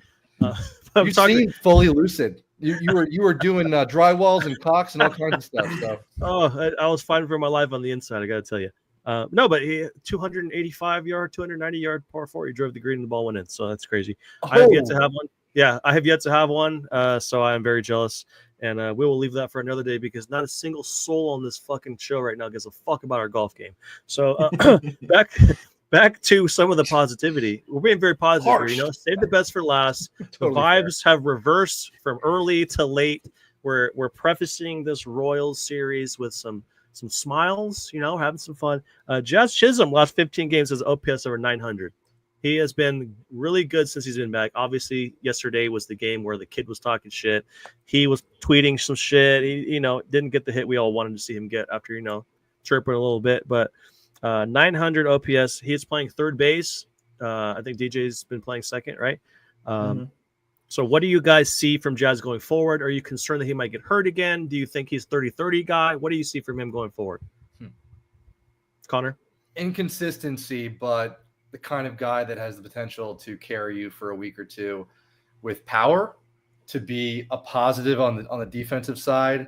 And I'm like maybe the only guy on earth who loved the way I interpreted the 70% line, to mean like he needs to chill out with like the stealing third up by 6 kind of thing, from an injury standpoint, from a getting your guys thrown at standpoint, from a getting thrown out standpoint. Because I think he's one of those dudes that like he thinks he can do it all, and that's one of the reasons he kind of sort of can, but not all the time. Talented, and you still got to get the jump, and he's still got to be able to like hit that ball where it's pitched. And I think he's a guy like who envisions this guy's going to throw a breaking ball down and in, and I'm going to get to it and hit it. But the ball's going to hit you in the ankle. You can't hit it out. You know what I mean? He's a you visualize see-ball, hit-ball guy. Yeah, but he's awesome, man. And I think you got to kind of like massage that and not like totally like you don't want to have him feel like he's being like repressed. but you don't want to have him convinced of his own like greatness all the time. He has to kind of maintain that balance between like kind of play within yourself, but also be yourself. And if we get that, I'm thinking like, it's the kind of guy who could garner a handful of MVP votes in a season where it all kind of comes together. He's got the potential. Right. And if it's not the case, but he's kind of like staying between the lines of his own game, he can be like, in a worst case scenario, an incredible asset as a multi-position role player with a little bit of pop. Like that's the floor for me, unless you lose track of like the inflating balloon of his personality, which I love, but it's still a factor. And he's a vibe. Like he's a guy every clubhouse needs. Cameron, what are some of your thoughts on Jazz? What do you think his potential is? His personality? Do you like him? Do you not like him? What are your thoughts? Yeah, I love Jazz. I think he is a perfect Yankee. He brings that kind of like that other side of the clubhouse where it's not so serious. Like it's not a military camp. Like we can have fun. This is a kid's game. Like he's one of those guys that helps remind you that we are grown men that are paid to play a kid's game. Like we're blessed to do this. And he's out there having fun all the time. He's got the crazy gear on. He's got all that stuff on. Yeah, he talks some shit. I talk shit all the time on the internet. The only difference is I can't really back it up with my play. But there's just a lot of things I like about Jazz. I think he should retire a Yankee. He has the potential when he's healthy to be that kind of 30-30 guy. We haven't really seen that since 2022 when he had a full healthy season. So I'd really like to see that out of him. He had a little bit of a hiccup, but I think he will stay healthy as long as he does kind of contain that 70% like you're talking about. I do like that kind of mindset, and 100%. And I like the 70% quote because baseball isn't a sport where you can go balls to the wall 100% every day, everything you do. It's a long season. Baseball is a sport of moments. A ball in the gap, boom. Split second, you're sprinting, boom. Grab the ball, throw it in, boom. Now you're chilling again. Like there's certain moments where you got to turn it on, turn it off, and you can't be 100% all the time because it's not. This isn't football where you're a middle linebacker and you're just sprinting straight ahead to crash into another guy. Like this is there's moments. There's some finesse to the game. There's and he understands all those things. He can hit for homer. He can hit for power. He can slap a ball the other way. He can hit a double. He can leg out a single. He can steal bases. He's got a good arm. He's got a good glove. I mean, he does a lot of things. He does a lot of things that you want on the baseball field. He's a very talented dude. So, okay, for someone to reel him in a little bit and say, okay, let's slow it down. You don't got to go a hundo every time. Stay within yourself, shorten up a little bit. And he's been phenomenal since he's been back, and he only deepens this lineup, which is great and exactly what we need, especially with Stanton coming back. You need some diversity. You can't have a Stanton and a DJ and a Goldschmidt and a bunch of like powerful, bigger, heavy dudes. You got to have some speed in there. You got to have some, some Jazz Chisholm, some Volpe, some Grisham, some Dominguez. There's got to be a good mix in there. So I think Jazz adds a lot of versatility to the lineup. He adds depth. He's a power threat in Yankee Stadium, hitting left-handed, which is phenomenal. I really liked him when he was in Miami. I always thought he'd be a good Yankee, and it's crazy that it actually happened. My only concern is the injury history. If you Google his injury history, it is very long. There's been back problems. There's been soft tissue injuries that are recurring. So, in terms of a long-term deal, are you willing to pony up and pay big money for a guy that's hurt a lot? It's gonna play a factor in the negotiation. So it's going to be very interesting to see what the number looks like in the amount of years when he does, come up for a contract. But he's a joy to have in the clubhouse by our reports from all the players, and it's definitely nice to have him.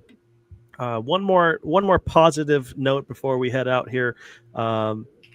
It feels like after the Dodgers series, the Red Sox series loss, it feels like, damn, man, the whole 0-for-12 and trailing by 3+, those are some downers. But the Yankees have the best record in baseball against teams over 500, which is crazy, which is a sign of a good team, a sign of a team that can, hit with runners in scoring position, even though it feels like they don't do that well sometimes. A team that can pitch, a team that can get key outs, a team that can score enough runs. So obviously they're doing something right in the midst of losing to the Dodgers and the Red Sox in kind of ugly fashion, different than what we expected going into those series. So what are your guys' thoughts on their best record in baseball against teams over 500?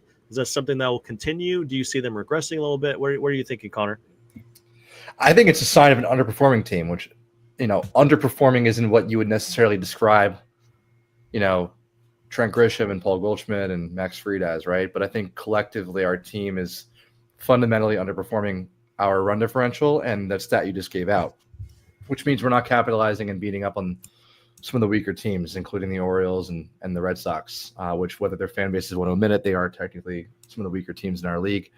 Mm-hmm. I think you're going to hopefully see that take up and the wins against those weaker teams, increase. And I'd bet on that happening more likely than seeing our wins against competitive teams go down. So that's a positive for me. Maybe I'm spinning it. Maybe it's all a bit more complex than that. It depends on schedule, but we've had a pretty tough road. I don't think we've faced a ton of soft, at least it hasn't felt that way, soft matchups. The Dodgers have had a nice little road to where their record is right now. I think they've had the easiest record in baseball, according to one metric. So I think hopefully a little softer schedule coming up post Red Sox. Looking ahead into the All-Star break is going to help us get healthier, kind of spell some of those June swoons we talked about. Yeah. But big picture, we've kind of already hit on the main points. So that's really zoomed out. I think you got to look at it as an underperformance stat, despite a lot of the players we've seen have nice years. Yeah. 100%. What do you think, Cameron? Yeah. One thing that I really like, and I've noticed, especially kind of coming from last year, and it's coming from last year, is that we're scoring a lot very early, like especially in the first inning. I think we're still leading the majors in first inning runs, so that's a huge bonus. We're getting on these starting pitchers early and often, and keeping that pressure throughout the entire game. The only kind of struggle that we usually see is kind of that bullpen sustainability lately. Can we keep this bullpen lasting until October? And if we do get behind, we need to make sure we score to stay ahead. And it's kind of been shaky, like you said, once we get past those 3 runs, the game's over for us. So we need to make sure we keep attacking. We can't let that foot off the gas. Yep. Definitely some great points. And it's going to be an interesting Royals series coming up. We're on the road, going to face some good pitching. It's not really a hitter's ballpark, so they're going to have to split some gaps. Obviously, Aaron Judge will hit homers anywhere, but some of the other guys split some gaps. Fundamental baseball, hit it with runners in scoring position, situational hitting. So those are some things I look forward to, especially against good pitchers in this series. It'll be a good test for the offense overall after a pretty wild series against the Red Sox, which is crazy. But do you guys have any final thoughts before we head out, Connor? I want to see if you guys drop a few bunts down, take them by surprise, a little ambush bunt against the Royals. Maybe some guys if we're not seeing the ball very well against some pretty nasty guys, like lead off an inning, whether it's Jazz or even a Peraza, someone in there. Just got to have a little bit of speed, but I want to see a couple, at least one of those. That's what I'm looking for. I need to see a little fundamental ball. One or two of those would be good. Definitely. What do you think, Cameron? Yeah, I'd like to see. I'm feeling either Trent or Dominguez goes deep a couple times this series. I think one of them hits 2 home runs, either in a game or throughout the series. Little all-star push for Trent. Yeah. Yep. Feed my agendas. Feed them. Yes, let the young guys eat, dude. That would be phenomenal. Dominguez, Trent. Let them all eat. And Jordan in the chat says Wells hitting / getting on base makes the lineup that much better. Absolutely. I'd love to see Wells continue to stay hot in Kansas City. That would be amazing.